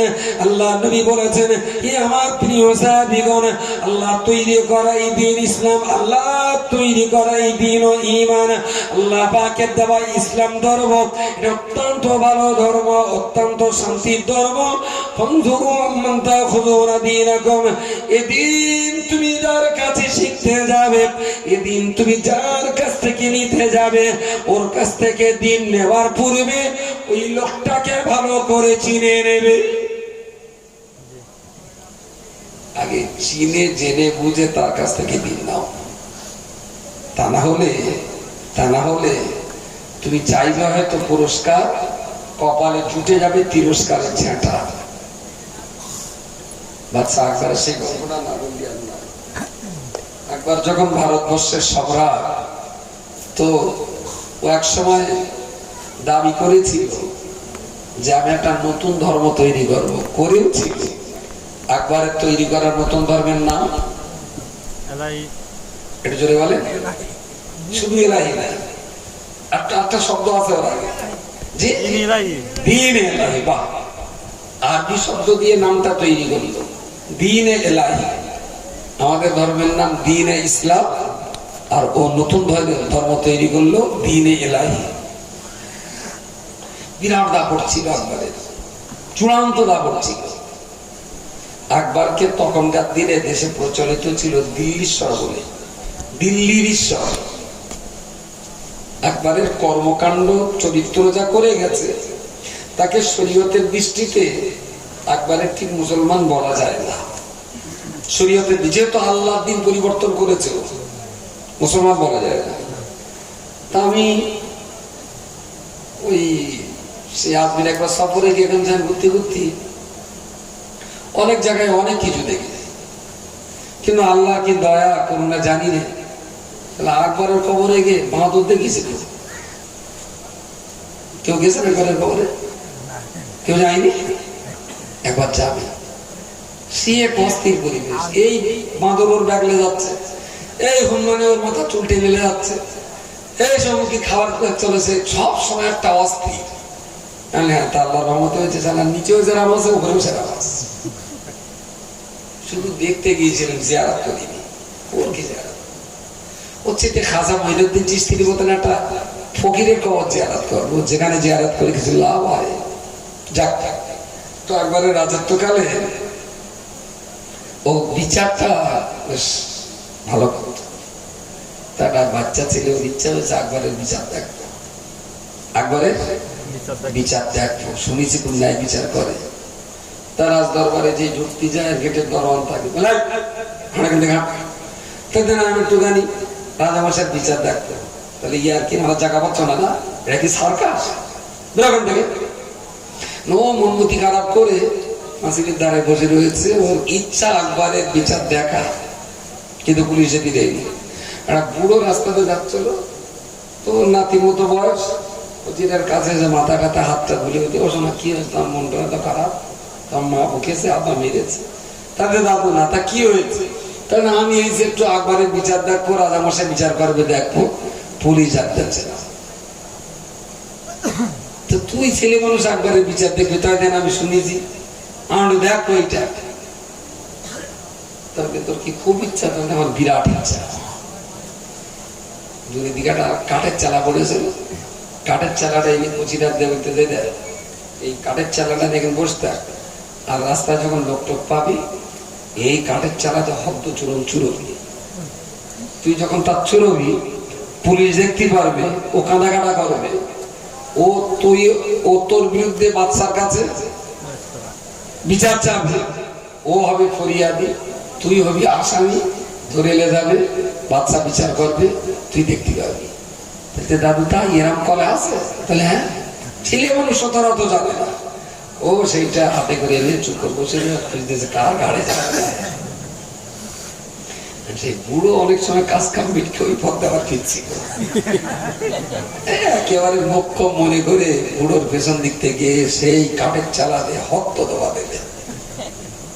বুড়ো মানুষ দু চারটে বাড়ি দিতেই বুড়ো চিট, বাবা গেছি মা গেছি, হাত পা ছুটতেছে, পুলিশে তাড়াতাড়ি ধরে গেলে, এত বড় অনুষ্ঠান করতিস কি জানো? এদিক সেদিক করে বুড়োটা পুলিশ জিজ্ঞেস করেছে, এই বাচ্চারা তোমার বাড়ি না? কেন বললাম? ওটা বিচার চাই। তার মানে কেস, চলো রাস্তা দুটোরই ধরে নিয়ে গেছে, তারও লিখেছে, এরও লিখেছে। এবার সেগুলো কাগজে মিলে থেকে বলতো, রাজামশাই রাজামশাই, আপনার মতো একটা ন্যায়পরায়ণ বিখ্যাত রাজা ডাকতি এক পাটা ছেলের হাতে যদি এইভাবে মার খাতি হয়, তাহলে এই দেশে আর কি নিরাপত্তা আছে বলেন? তারা রাজামশাই শুনেও অবাক হলি, একটুখানি বাচ্চা এত বড় বুড়ো রে মারলে। তুই মেরিস নাকি এই বুড়ো মানুষটা? হ্যাঁ মেরেছি। কড়া মেরেছিস? 7 বিপক্ষে মেরেছি। তাহলে তুই একটা বুড়ো মানুষের মারলি কেন? সুন্দর করে গুছিয়ে কথাটা। রাজামশাই, আমি মারপিট করার লোক না, আর মারপিটে করতে আসিনি। আমার ইচ্ছা ছিল আপনার বিচার দেখার। আপনার পুলিশ ঢুকতে দিচ্ছিল না, মন খারাপ করে বসেছিলাম। ওই দাদু আমার বুদ্ধি দিয়েছিলেন, কাঠের চালাও দাদুর দেওয়া। দাদু বুদ্ধি দিয়েছিলেন, এই চালাতে তুই চুরতি পারলি, তুই হয়ে যাবি আসামি, সে হয়ে যাবে ফরিয়াদি, একবার বিচার করবে, কাছ থেকে দেখে দিবি। রাজামশাই, আমি মারপিট করার জন্য মারপিট করিনি, আসলে আমার ইচ্ছা ছিল আপনার বিচার দেখবার, তাই মারপিট করেছি, তাতে বিচার যাওয়া হলো। রাজামশাই গুরুটা জিজ্ঞেস করে বললেন, কি ব্যাপার, কচি ঠিক বলেছে? রাজামশাই আর কথা বলে না, তারপরে ও যা বলেছে সব ঠিক। এক কথা বাচ্চারা আপনি যুক্তি দিতে পারলেন, তাহলে কি করব, আপনার বিচার দেখবে, তাই মনে করলো হবানি। কিন্তু ওর বিচার দেখার আগে বিচারটা আমার গাড়ি এরকম পড়বে, আমি তো অত বুঝতে পারি। তাহলে তুমি যুক্তি দিয়েছো, তোমার দেওয়া কাঠের চালা তোমার পিঠে ফিরে এসেছে, এতে কচির কোনো দোষ না, বেকসুর খালাস। আচ্ছা, বিচারটা কি খুব অন্যায় করেছে? লোকটা নি বদমাইশ, কিন্তু বিচারটা আজকের মতো যা করেছে খুব খারাপ হয়েছে বিচার। ছেলেরা খুব ডকমক করে সে চাষার হাত ধরে, চাষা আমি খুব সন্তুষ্ট, তুমি কাঠের চালা দিয়ে বলে বিচারটা আমার দেখা গেল। বুড়ো তো তখন ভেতরে চলে যাচ্ছে, মারও খেলো, ফের রাজদরবারেও ছেটালাতি খেলো, আবার এই কচি ছেলে সেই কাটা গায়ে মাঝে মাঝে নুন দিচ্ছে। দাদু ভাগিস, তুমি লাঠিটা দিলে নিতে, তাহলে এই বিচার আমার সারা জীবনেও দেখা হতো না, তুমি উপকার করেছ। এখন এই যাচ্ছে তো, আর লোকেও দিচ্ছে এক পাতা ছেলে এরকম লোকেও মেরেছে, এখন হতি হতি সবাই শুনতেছে, শুনতে শুনতে বুড়োটার যেরকম গান দেখছে, ছেলেটার এরকম ভালো। কচিরা সাহস আছে তো, তুই গুছিয়ে কথা বললি, তাহলে আর বলবো না। এখন এই বুড়ো খানিক দূর নিয়ে রাজদরবারে ফের ফিরে গেছে, যে রাজামশাই সে আমি না একটু যুক্তি করে দিলাম, সেই কাঠের চালাতে আমারে ছুরি গেছে, তাতে না কচির কোনো দোষ না, খালাস পেয়ে গেল। কিন্তু আপনি খেয়াল করে দেখলেন, ও যখন দরজাতে ঢুকেছিল, ও বলে মাথা নিচু করি। অ্যাকচুয়াল আকবরের রাজদরবারে চৌকাটা নিচু করা, যাতে সবাই ঢুকতে গেলে মাথা নিচু করে কন্নিস করে ঢুকতে হয়। আমি দরজার চৌকাটা দাম উঁচু, কচির মাথা তো তার চেয়ে নিচু, ও তো নিচু করার কোনো লাইন নাই, গটমট ঢুকে গেছে। বলছো কিন্তু মাথা নিচু করিনি, আমার মেরেছে তাতে আমার ঘটা দুঃখ নেই, কিন্তু আপনার মতন বাদশার হুকুম অমান্য করবে, ওটা পাম দিলে আর কি আকবরের, আপনার কিন্তু সম্মান দেয়নি। তাহলে তাই রাখো, বুড়োরে বসকে রেখে পুলিশ দিচ্ছে। ওদিকে কচি বেশ চটপট করে কথা বলছে, তো যেতে যেতে পুলিশ ধরে বেশ আদর করছে, চুপু যাচ্ছে, একটু মহামাকা করছি তো, কি জিজ্ঞেস বলে, এই জিজ্ঞেস করে কি বলে, বলে আমি এই বলে দিয়েছি। তুই যে আকবরের সামনে বাদশার সামনে কথা বলেছিস, বলে বলেছি মানে বাঘ না ভালো, যা জিজ্ঞেস করে সব বলে দিয়েছি। সত্যি এই রাজত্বে এতদিন চাকরি করে তোর মতো এরকম সাহসী লোক পাই। এক পাতা ছেলে আসলে কেউটের কামড়ের বিষের জ্বালা যে কত, সে তো কচি জানে না। সুতরাং ও মনে করেছে কিছু সাপ বিরক্তপূর্ণ জায়গায় কথা বলে এসেছে, ও দরবারের কাছে বিরতি যাবে, এদিক থেকে পুনরায় ডাকতে পারছে, তখন আবার পুলিশদের বলছে চলো রাজামশাই তোমার ডেকেছে। অন্য পুলিশের জিজ্ঞাসা কেন ডেকেছে, তা বলতে পারবো না, এমনি ডেকেছে আমলে যাচ্ছে। তো দরওয়ান দুটো ধরে দেখো রাজামশাই তো ডেকেছে মানে তো কোন একটা পুরস্কার দেবে, কিন্তু আমার আবার পুরস্কার দেবাদের করে তুই জানিস না কচি, এরকম রাজ দরবারে না কত কুইন্টাল কুইন্টাল মদ্দা লোক তাকে হিটো কাপে কথা বলতো, আর তুই সাহসের সঙ্গে কথা বলেছিস, মনে হচ্ছে বাদশা আকবর তোর সাহসিকতার কোনো পুরস্কার দেবে। তাই আচ্ছা যাই দেখি। তাহলে না তুই বল, রাজা যদি একবার পুরস্কার দেয়, ছপ্পর ফাটানো পুরস্কার, অতটা কি করবি? যাই করলি তাদের আমাকে কিছু দিস, দেওয়াই। মানে এদেরই বলা কথা দেখতে ওরা ভাগ চাচ্ছে, বলতে হয়নি, অন্য পুলিশে ধরেছে, এদের সব টাকা ওর দিবি, আমাকে কিছু দিস। তবে যা পাই যদি কিছু দেয় তো তোমাকেও কিছু দেবো। আর পরিচিত লোক সবাই ধরেছে, আরো বলেছে সবার কিছু না কিছু করতে। সেই রাস্তার মধ্যে ঢোকার সময় ভদ্রলোক একদম হান ফাঁস করতে করতে সোজা ঢুকে গেছে। বাচ্চা একবার নিচু দিয়ে গেছে, মাথা নিচু করি, রেগেও গেছে। বলে তুই জানিস নে এটা আকবরের রাজদরবার, তুই জানিস নে দেশের জনগণ বলে এটা দিল্লীশ্বর আকবর, তুই মাথা নিচু করিস নি কেন? রাজা মশাই কোথায় কি লোক জাতি হয়, আমি তো যাইও নি, পড়িও নি, কেউ বলিও নি, ফাঁকা পেয়েছে এইবার ঢুকে গেছে। তুই ফাঁকা পাইবার ঢুকে যাবি, তা মাথা নিচু করবি রে? আমি তো জানি রে, তা মাথা নিচু করবো, জানলি কথা। রাজা মশাইয়ের সামনেই বাদশার সামনে মাথা নিচু করবি না, একটু বাদশার লেগেছে। তুই এটা জানিস এই দরবারে ঢোকার সময় মাথাটা নিচু করা মানে তোর মাথাটা আমার পাততলায় মিলিয়ে দেওয়া। তুই সে কাজটা করিস নি মানে আমার পায়ের জুতো তোর মাথায় 500 বার মারা হবে। এই দরবার কি বলে জানলাম, আমার জুতো দিয়ে 500 বার জুতো মাথা নিচু করে আমার দরবারে। এখন জল্লাদ গিয়ে জুতো দিয়ে যাবো, 500 বার জুতো হবে। ও হাত ধরে বলতে, রাজা মশাই আমার কিছু বলার আছে। তাহলে কি? তাহলে আপনার পুলিশ যখন আমার ডাকতে যাচ্ছিল, বাকি পুলিশটা ধরে বলল, রাজা বলতো যা দেবে আমাকে কিছু দিতে হবে। তুই কি বলিলি? বললো হ্যাঁ, তা আমার যদি কিছু দেয় আমি তোমার কিছু দেবো। তেরা বলা কথা হলো সত্যি, তাহলে হ্যাঁ একদিন পুলিশে দেখেছি সামনে গেছে, কেউ দেয় এর সঙ্গে কি কিছু লেনদেনের ব্যাপারটা বাচ্চা এলো? তাহলে হ্যাঁ রাজা মশাই, ও তো বললো আমাকে অর্ধেক দেবে। ওরা মনে করে ছপ্পর বেরিয়ে গেছে। বলে জাল্লাদ 500 কচির পাওনা, হ্যাঁ কচি তোমার তো 500 পাওনা, ওদের অর্ধেক দেওয়ার কথা। তাহলে কত দেবো? তাহলে 250। দুটো পুলিশের ধরে 8টা করে 250 জুতোর বাড়ি। এরা দুটো দোয়ামুল তো আইনুস পড়ে শেষ করতে দেখতেছে, চালুম কি আর কবলে জুট, বাকি তাকে 250। রাজারা বলে মান সম্মানে লেগে যাচ্ছে যে এক পাতা কচির জ্বালায় তাহলে আমার দরওয়ানটা জুতোর বাড়ি খাচ্ছে। দরওয়ান রাজা বসে জল্লাদের জন্য নিজের কথাবার্তা বলে যে চুপচাপ পাখিকে চেয়ে দেবে, তার নিয়ে আবার কোমরে ঘুরিয়ে দেবেন, তার ঠিক নেই। তৃতীয়বার যে মাতে যদি রাজা বসাই আরো অনেক কড়া পুলিশ চেয়ে এলো। আমার ভাগের ভাগ আমি তাদেরও দেওয়ার কথা দিয়েছিলাম, আপনি ডাকুন, ডেকে সব করার দেখে কি ব্যাপার? হ্যাঁ ও তো দেবে বলে, আমরা তো যে খবরটা বলিনি, ভেতরে খবর তো হাঁড়ি জানে না। তাহলে কচিয়ের কড়া দেওয়া, তাহলে 100 দেন। ও মনে করে 100 টাকা হবে, যে খড়মের বাড়ি হবে, পুলিশও জানে না, ছুটে গেল।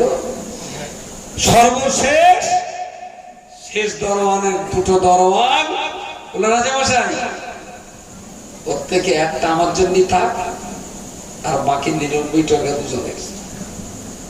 মারধর খাওয়া শেষ। রাজা মশাই না এই ঘটনা করতে করতে একটা টাইমে শালা ছেলেটা এমন ফাঁদ পেতে দিলে যে দরবারের কারবারের এরা সব মার খেয়ে যাচ্ছে। সে সময় শোনা করছি, যা করার ভালোই করেছো, যা ঘটার ভালোই ঘটেছে, আর একটা জুতো তোমার ভাগে পাওনা আছে, এই জুতো বাড়িটা তোমার আর দেবো না, তুমি একদিন রাজত্ব করো। রাজা মশাই আমি রাজত্ব করতে আসিনি, আমি বিচার দেখতে এসেছিলাম।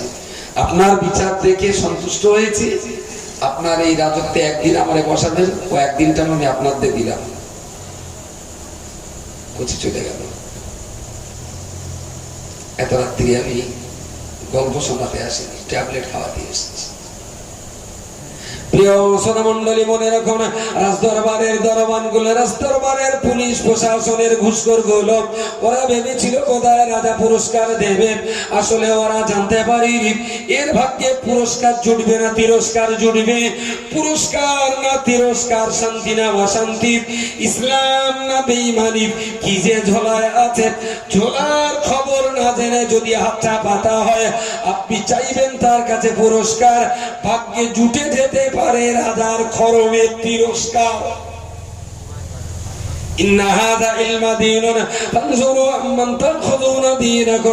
তুমি আল্লাহ দেওয়া ইসলামটা যার কাছ থেকে গ্রহণ করবে, ইসলাম গ্রহণ করার পূর্বে ওর ঝোলাটা আগে দেখো, ওর ঝোলায় ইসলাম আছে না ইসলাম নেই। একজনের ঝোলায় রয়েছে বোতলে মিশতে, আমি আস্তে আস্তে বোতলটা ধরে বললাম, আমার একটু মধু দেবা। কি দেবে সে? কথা বলেন। ওর কাছে রয়েছে তো বিষ তেল, তা তোর মধুটা দেবে কোথাতে? একজনের কাছে বললো, হয় ভাই তোর ঝোলার থেকে আমার একটু ইসলাম দেবা। তুই ইসলামটা দেবে কি করে? ওর ঝোলায় রয়েছে তো জুলুম, ও ইসলামটা দেবে কিভাবে? মাদ্রাসার চৌকাটাটি বলে না, কিচ্ছু লাগতো না। আজকের দিনে বসিরহাট সাব ডিভিশনের আলেম যারা আছে, আমি আল্লাহ শুকরিয়া আদায় করছি, এদের কিচ্ছু লাগতো না, শুধু হুজুর আল্লাহর কেতাবগুলো পড়ব। আমি আর কিচ্ছু বলবো না, এরা হুজুরের কেতাবগুলো পড়ব। হুজুরের ওয়াজ শিক্ষায়, তরিকাত দর্পণে, ফতোয়ায়ে আমিনিয়ায়, বুরহানুল মুকাল্লিদিন, সাইখাতুল মুসলিমিন, হানাফি ফিকহ তত্ত্ব, মাযহাব মীমাংসা, অর্দেশিয়া, কাদিয়ানী রদ, এই কেতাবগুলো পড়লে না শালা 2500 বছর ওয়াজ করে ওয়াজ শেষ হবে না, শুধু হুজুরের আল্লাহ হুজুরের কেতাবগুলো পড়লে। এত দুর্ভাগ্য আমাদের যে আমরা হুজুরের কবর ভালোবেসেছি কিন্তু হুজুরের কেতাব ভালোবাসতে পারিনি,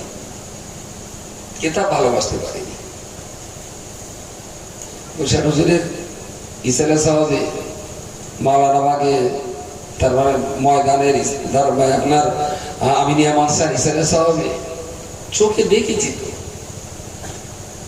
একদম উমাতার থেকে ইমাতা পর্যন্ত হালুয়া মোরব্বার মনসুরের দোকান, পুকুরের ধারে, খানার ধারে।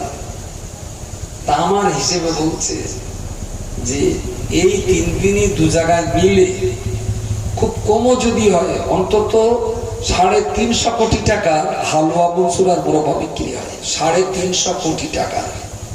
আমি ইয়ার কি মানি, একটা দোকানে যে পরিমাণ মাল বিক্রি হয়, আর টোটাল কেতাবের দোকানগুলো মিলে 10 লাখ টাকার কেতাব বিক্রি হয় কিনা সন্দেহ আছে। আমার কথা বলা যায়নি। মানুষ তো বলে হুজুরের দোয়া আনতে যাচ্ছি, হুজুরের দোয়া কেতাবে যায়নি, মুসরি গেছে। হুজুরের রুহানি ফায়েজ আল্লাহ হুজুরের কেতাবে নেই, মুরব্বার ভিতরে গেল হুজুরের দোয়া, এ জাতি গেছে। আর কুইন্টাল হালুয়া, আপনার হালুয়া মুরব্বা মনসুর 6 গোষ্ঠী 14 পুরুষ শব্দ গেলা গিলেছে, হুজুরের বই ফুটপাতে গড়াগড়ি গাচ্ছে, কটা মুসলমান কেতাব পড়ে হুজুরের? কটা মুসলমান পড়ে? যে পরিমাণ হালুয়া বিক্রি হয়, ওই পরিমাণ যদি হুজুরের কেতাব কত না যদি 1/2 টাকার বিক্রি হতো, বসিরহাট সাব ডিভিশনের মুসলমানের আখলাক পাল্টে যেত।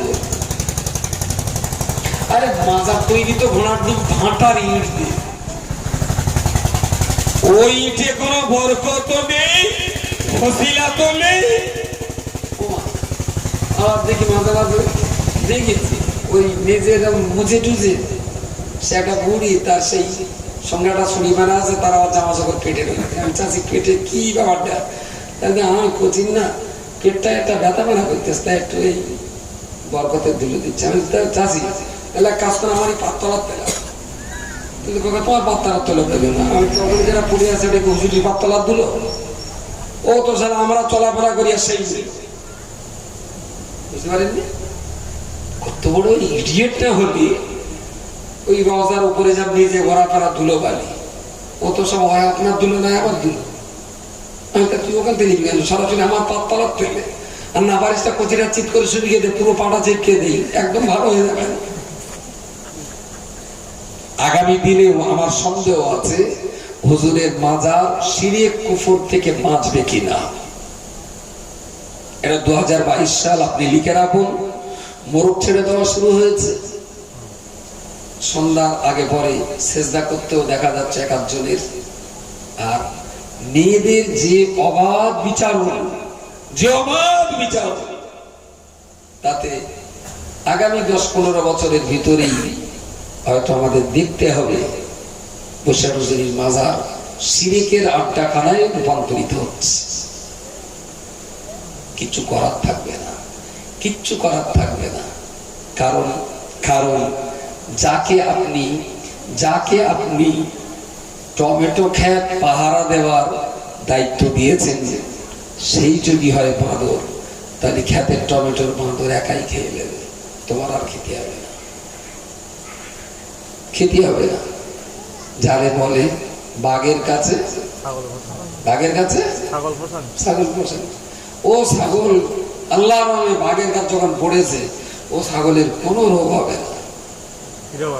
আসলে রোগ হওয়ার টাইমটাই পাবে না।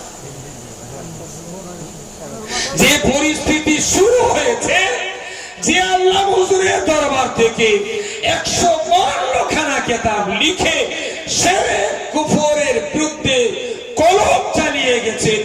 রদ্দে কাদিয়ানি, রদ্দে শিয়া কিতাব পড়লে চোখ দিয়ে পানি আসবে, কত হাজার কিতাব না পড়লে এই কিতাবগুলো রচনা করা যায়।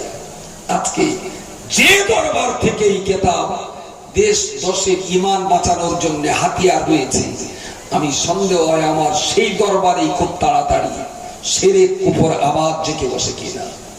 কারণ টাকাই যেখানে শেষ কথা, টাকাই যেখানে শেষ কথা, সেখানে ইসলাম বেশি সময় জায়গা পায় না। আল্লাহ নবীর হাদিস শরীফে বলতে হবে, রাসূলুল্লাহ হাদিস শরীফের ভিতরে বলেছেন, বাদিরু বিল আমাল ফিতানান কাকিতা'ল লাইলি মুযনিবি ইসবিহু রাজুলু মুমিনান ওয়া ইউমসি কাফিরা ওয়া ইউমসি মুমিনান ওয়া ইসবিহু কাফিরা ইয়াবিউ দীনাহু বিআরাদিন মিনাদ দুনিয়া। আল্লাহর বান্দা বলে রাখুন, রাসূলুল্লাহ বলেছেন, সায়াতি জামানুন আলা উম্মতি, আমার উম্মতের মাঝে এমন একটা জামানা চলে আসবে, ইসবিহু একজন ব্যক্তি সকালবেলা ইমানদার থাকবে, আবার সন্ধ্যাবেলা লোকটা কাফের হয়ে যাবে। আবার একজন ব্যক্তি সন্ধ্যাবেলা ইমানদার থাকলেও সকালবেলা লোকটা বেঈমান হয়ে যাবে। সাহাবীরা আরজ করে বললেন, ইয়া রাসূলুল্লাহ, ইয়া হাবিবাল্লাহ, কি করে সম্ভব হলো এত তাড়াতাড়ি ভুল পাল্টানোর? কি করে সম্ভব হলো এত তাড়াতাড়ি চরিত্র পাল্টে দেওয়া? সকালে ঈমান, সন্ধ্যা বেঈমান, সন্ধ্যাবেলা ঈমানদার, সকালবেলা বেঈমান, এটা কি করে হতে পারে? রাসূলুল্লাহ একটাই কথা বলেছিলেন, ইয়াবিউ দীনাহু বিআরাদিন মিনাদ দুনিয়া। হে আমার প্রিয় সাহাবী, মনে রেখো, ওই জামানার মানুষেরা ইয়াবিউ দীনাহু বিআরাদিন মিনাদ দুনিয়া, ওরা দুনিয়া কিনে নেবে, দুনিয়ার বিনিময়ে আল্লাহর দ্বীন ধর্ম ইসলাম বিক্রি করে দেবে। ইয়াবিউ দীনাহু, ওরা ইসলাম বেচে দেবে, বিআরাদিন মিনাদ দুনিয়া, দুনিয়া স্বার্থ সিদ্ধি করার জন্য ইসলাম বিক্রি করে দেবে, ইসলাম বিক্রি করে দেবে। ফতোয়া দিন তিনি, যে হুজুরের নিষেধ আছে, সেই নিষেধ অনুযায়ী মহিলা প্রবেশ নিষিদ্ধ করা হোক মাজারে। বুঝতে পারেননি? তাবিজ কবজ করতে গেলে না সবচেয়ে ভালো খরিদ্দার হলো লেডিস। তাবিজ কবজে সবচেয়ে ভালো খরিদ্দার, সবচেয়ে ভালো খরিদ্দার হলো লেডিস খরিদ্দার। আর আমি ও লাইনে আমার পিএইচডি করা আছে। ছোট বয়সে তো মক্তবে পড়াতাম, গ্রামের মানুষদের খুব জানতাম, বুঝতাম। আর তকবীরও খুব তকবীর করেছি। হাড়োয়ায় থাকতাম যখন, প্রচুর তকবীর করতে আসতো। আর আমার বাচ্চা কাচ্চা পরীক্ষা নিত প্রশ্ন লিখে, আর পরীক্ষা এক্সরে করা প্রশ্ন দিয়েছি, জেরক্স করা। আমি যদি সময় থাকতো তাহলে সূরা ফাতিহা লিখে দিতাম, সময় না থাকলে উর্দু প্রশ্ন কেটে ভাঁজ করে দিয়ে দিত। কি করব, ওরির জন্য তার আমি সময় নষ্ট করতে পারবো না, আমার কাজ আছে। তা দেখলাম সেই উর্দু লিখে দিয়েছি, সে আবার এসে বলতে পারবো আমার সে ভাগ্নি, আমার সে নাতিরা না আগে চুমকি চুমকি উঠতো, তোমার তাবিজ দেওয়ার পরে ওই যে আর চুম করছে না। কিন্তু কি যে দিয়েছি সে তো আমি জানি। সুতরাং সেই দিন থেকে জানি যত লোক তদবির করতে আসে এর একটা দুটো লোক প্রকৃত অর্থের রোগী, বাকি সব ধ্যান আছে। সব আমার কথা বিশ্বাস হয় না? সব ধ্যান আছে। উর্দু কাগজ দিয়েছি, সাদা কাগজ করে দিয়েছি, তাতে নাকি ভালো হয়। তা সে আমিও ভালো জানি। মাঝে মাঝে গরুর তাবিজ করতে হতো। তা গরুর ওই হুজুরি কেতাটা আছে, খোল, তারপরে চিঠে গুড়, তারপর একটু পানি, ওইসব পড়ে দিতে হতো। তো ওইগুলো দিয়েছি, এত পড়ে দিয়েছি, তা সে বুড়ির সহ্য হচ্ছে না, তাবিজ দিতে হবে। তাই বলি মেজা জিনিস তো ছোট তাবিজই পোষাবে না, আমি তো এটা বড় মোটা বেনা বেড়ালাম। সেই মোটা একটা তেলের বেড়ে আনলে তার এর ভেতরে এটা সেটাতে ভরে দিয়ে দিল। খানিকদিন পরে এসে বলতে কোকা হাসে করুন না, দুধ হচ্ছে অনেকটা করে। তাহলে আল্লাহ তুমি যে কৃষি দিচ্ছ সে তুমি জানো, আমি যে কি দিচ্ছি সেও তো আমি জানি। তবে এটা ঠিক, খোল পানিতে একটু ফুটে দিয়েছি, কাজ হয়তো এই ফুটি একটু হতে পারে আল্লাহর রহমতে। আর বাকি আমার ফুয়ার তাবিজ যদি বেকার যায় তাহলে আল্লাহ আলাদা করে কিছু দিয়েছে, তা আমি গরুর দুধ হয়নি। তা সে বুড়ি আমাদের দুধে যেত, তা মাঝে মাঝে আমি দু একবার পরীক্ষা করে দেখেছি। আমি চাচ্ছি তোমার যে এই ছেলে বউ তোমার ভালো দেখতে পারে না, তোমাদের বাড়ির উপর দিয়ে একটা দণ্ড চলে। ওই যে খোকা তুমি ঠিক বলেছো, সেই জন্যই ওখান থেকে গেলি না, আমার গা সমসম করে। মেয়ে লোক তো সেটা একই কথায় পড়ে গেছে। তাহলে এরকম মাঝে মাঝে গভীর রাত্রির বেলা ধুমধাম একটু শব্দ হয়, খোকা প্রায় বেড়ায় হয়। তাই বললাম চাচি তোমার বাড়ির যে অবস্থা, এই বিরাট বড় ব্যাপার, আমার মতন খুচরো রোগে ছাড়তে পারবে না। চাষি হাত ধরে খোকা বাপ তুই ছাড়ে লাইন পাবে না, তোর দেখতেই হবে। আমি যদি মনে করতাম না যে মান ছেড়ে নেবো 2-5 হাজার ঝাড়া কিচ্ছু না, বৌমা সোনা বিক্রি করে টাকা দেবে, আপনি একটা পেস মেরে দেবো তো পড়ে যাবে। বাড়ি যে বলবেন ওই অনেক সময় ফকির ভিক্ষে করতে আসে, মা দূরে ভিক্ষে, তা আপনার গিন্নি হয়তো একটা সর্বশে দুটো চাল টাল নিতে দিলে, আল্লাহ কি ভাই হবে এর বাড়ি। কেন ফকির সাহেব কি হয়েছে? ওদের তঙ্গাই পেয়ারা গাছটা না একটা জেনের বাসা আছে, পেয়ারা গাছ একটা জেনের বাসা। আর এইবারে চাষির লেগে গেছে খোকা ফকির সাহেব, সেই জন্য আমরা গাছের বাইরে না মোটা হতে পারে না, শুদ্ধ পড়ে যায়, শুদ্ধ পড়ে যায় পেয়ারা। এমন কি হবে? তো যা অবস্থা, তোমার একটা সাতগানা দিলে হবে না। তা সে বলছে আমরা তো বুঝবো না, তুমি দিয়ে বলি কত, 101 টাকা। বাড়ি গিয়ে বললি ভাবি রাজি হবে না, তা বলে দেখবেন আপনার অবতরে এইরকম টাকা বাড়ির মেয়ে লোকে অনেক শেষ করে লেগেছে। ও মেয়েদের জিজ্ঞেস করলি না ধরা পড়ে যাবে। কত জায়গাতে যে ঝেড়েছে, 2-3টে টোপ দেবে পড়ে যাবে, দাঁড়াতে পারবে না। সেই জন্যে তাবিজ কবজ হুজুর আল্লামা লিখেছেন, হাদিস কোরআনে আছে। আমিও প্রয়োজন হলে কেউ আমার তাবিজ দিলে আমি কাছে নিয়েছি, প্রয়োজন হলে আমিও তেল পানি পড়ে দিয়েছি, আমিও পড়া পানি খাই, ওতে আমার ভক্তি আছে, মহব্বত আছে। কিন্তু পশ্চিমবঙ্গে যারা জাত তদবির করে এর 100-র ভিতরে 99.99% চিটার। ওদের একটু ফুদে দাও দিন, বারে বার যেন কয়লা ট্রেনের হুইসে মারা, তারা ফু দেওয়ার কথা আছে।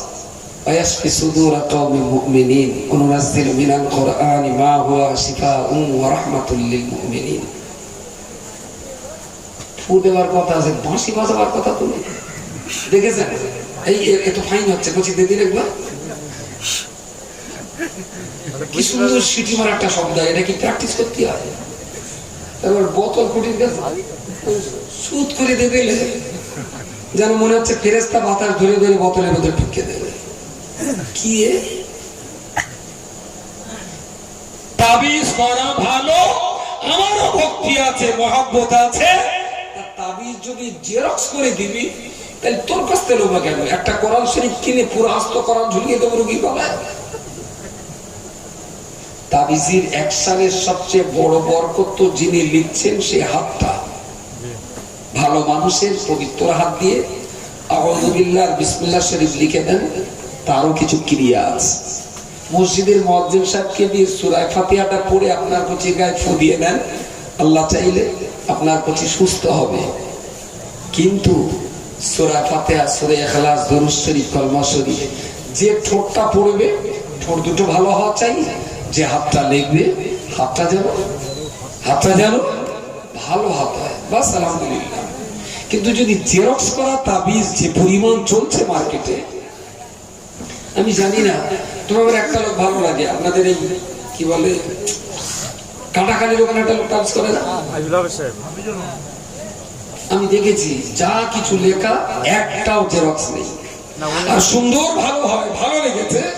যখনই রুগী আসে দেখুন জোরে জোরে বলছেন আল্লাহু লা ইলাহা ইল্লা হুয়াল হাইয়ুল কাইয়্যুম লা তাখুযুহু সিনাতুন ওয়া লা নাওম, বেশ জোরে জোরে পড়ছেন, আলহামদুলিল্লাহ আমার ভালো লেগেছে।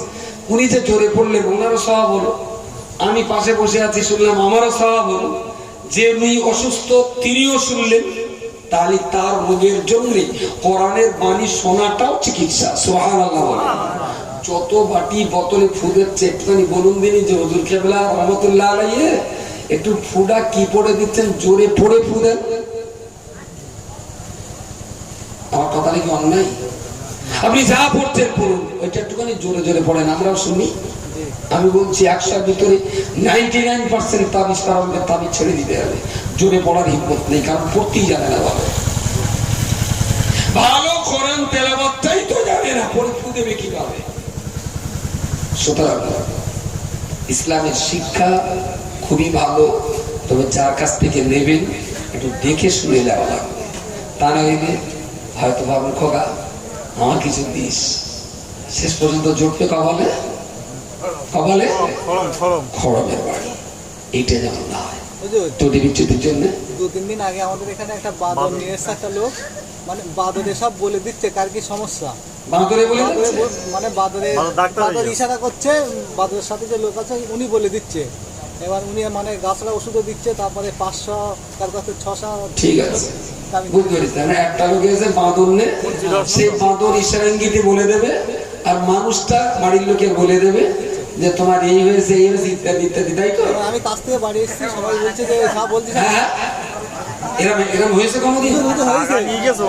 আমি নিজে মানে আমি নিজেও ঠিক আছে, ওইরকম বাঁদরের কাছে যে যা গেছে, বাঁদর না এলে আর বাঁদরের কাছে নাই, কারো মোটরি বাঁদরে মিলে গেছে। আমি কাছ থেকে আমি বলছি তাহলে বাদরে কি বলে, তাহলে আমরা যুক্তি 500 জন গেছি, তাহলে আমি একটু বসবো।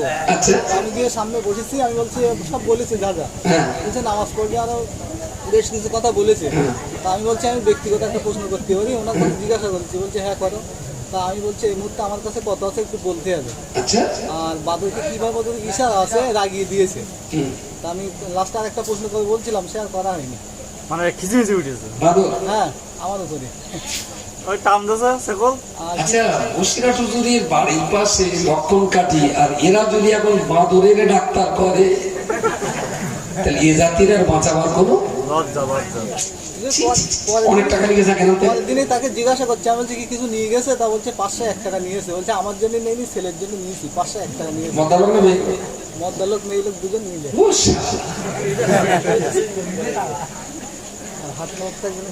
আমি ভাগেশ বলিলুম বলে কুচি এটা বললো, তাহলে এই লাইন না আসলে ওর তো মনে পড়তো না। ওই বা ধানাটায় উল্লাহ বলবে কেন হঠাৎ? জানবেন তাবিজ ঝাড়ফুঁক আর তেল পানিতে ফু দেওয়া, গায়ে ফু দেওয়া, এটা ডাইরেক্ট হাদিস শরীফ থেকে সাবেত আছে। আর তাবিজ লিখে গলায় দেওয়া বা হাতে দেওয়া, এটা ডাইরেক্ট আমি হাদিসে দেখিনি, তবে আল্লাহ মুজুরির কিতাবে আছে, তবে সেখানে বারবার বলা আছে হাতে লিখে দিতে হবে। তার মানে হাতেরও একটা বরকত চাই, কিন্তু হাতে যদি লেখা না হয়, তাহলে জেরক্স করা কোরআনের আয়াত ওতে মুড়ে গলায় দেওয়া আর খবরের কাগজ দিয়ে মুড়ে গলায় দেওয়া 100 মান। কোরআনের অল্প আয়াত কাছে রাখুন, তবে কোনো মানুষ লিখে দিয়ে, যিনি লিখে দেবেন তার যে বিরাট বড় আল্লাহ হতে এমনটা নয়, হালাল করাবেন মানুষটা, একটু পরেশগার ব্যক্তি হবে, কোরআন তেলাওয়াতটা শুদ্ধ থাকবে, লেখার ক্ষমতা থাকবে, বাস আলহামদুলিল্লাহ। আল্লাহর রাস্তে বলছি, এই সমস্ত খপ্পরে পা দেবেন না। রমজান মাসটা নিজের জীবন পরিবর্তনের জন্য একটা মোক্ষম সময় হিসাবে সবাইকে কাজে লাগাতে বলছি। মায়েদের বলছি, মায়ের একটু বেশিরভাগ কোরআন বেশি জানেন, যারা সুন্দরভাবে কোরআন পড়তে পারেন, প্রত্যেকটা মাকে বলছি রমজানের এই সুযোগে অন্তত একটা খতম কোরআন আপনার হওয়া চাই। আরো সন্তুষ্ট হব, তারাবির পরে এক পারা আর সকালে ফজরের পরে এক পারা, যদি 2 পারা পড়তে পারেন। সংসারে যদি কাজের চাপ থাকে, একটা পারা অন্তত কোরআন তেলাওয়াত যেটা হয়। মাদ্রাসার বাচ্চা কাচ্চা যারা মাদ্রাসায় পড়ে, রমজান মাসে সব বাড়িতে চলে এসছে, প্রত্যেক বাবা মাকে বলছি মাদ্রাসার বাচ্চাগুলোর মাদ্রাসার যে রুটিন পড়াশোনার, সেই রুটিনটা ঠিক রেখে দেবেন। রমজান মাসে মাদ্রাসার বাচ্চারা বাড়ি আসে না, যতটা এলেমনে বাড়ি আসে, 1 মাস কাটিয়ে তার ডবল বদমাইশি নিয়ে আবার মাদ্রাসায় ফিরে। বুঝতে পারিনি? আমার জিজ্ঞেস করছে একটা ছেলে, বলতে রমজান মাসে শয়তান কোথায় ভালো থাকে? আমি তো রমজান মাসে শয়তান মাদ্রাসার বাচ্চাকে কাজ মারা থাকে, সারা বছর মাদ্রাসা থাকে, তো ওইসব বাঁধা গলির গরু ছাড়া পানি না একবার দেখে। আল্লাহ রাস্তে আব্বা আম্মাদের বলছি, বাচ্চাগুলো যেন পড়ার রুটিন, সকাল সন্ধ্যা কোরআন তেলাওয়াত, 5 ওয়াক্ত নামাজ, আর প্রতিদিন মাদ্রাসার কিতাবগুলো যেন 2-3 ঘন্টা করে পড়ে। তাহলে আপনার কোচি যতটা এলেম এনেছে, 1 মাস বাড়ি কাটিয়ে তার চেয়ে বেশি এলেম নিয়ে আবার মাদ্রাসায় যেতে পারবে। আর টানা 1 মাস যদি নামাজ কালাম কোরআন কেতাবের সঙ্গে সম্পর্ক না থাকে, আপনার কোচি কিন্তু বিরাট ক্ষতিগ্রস্ত হবে। বাবা মা হিসাবে নিজের সন্তানটাকে যেন ইচ্ছা করে এই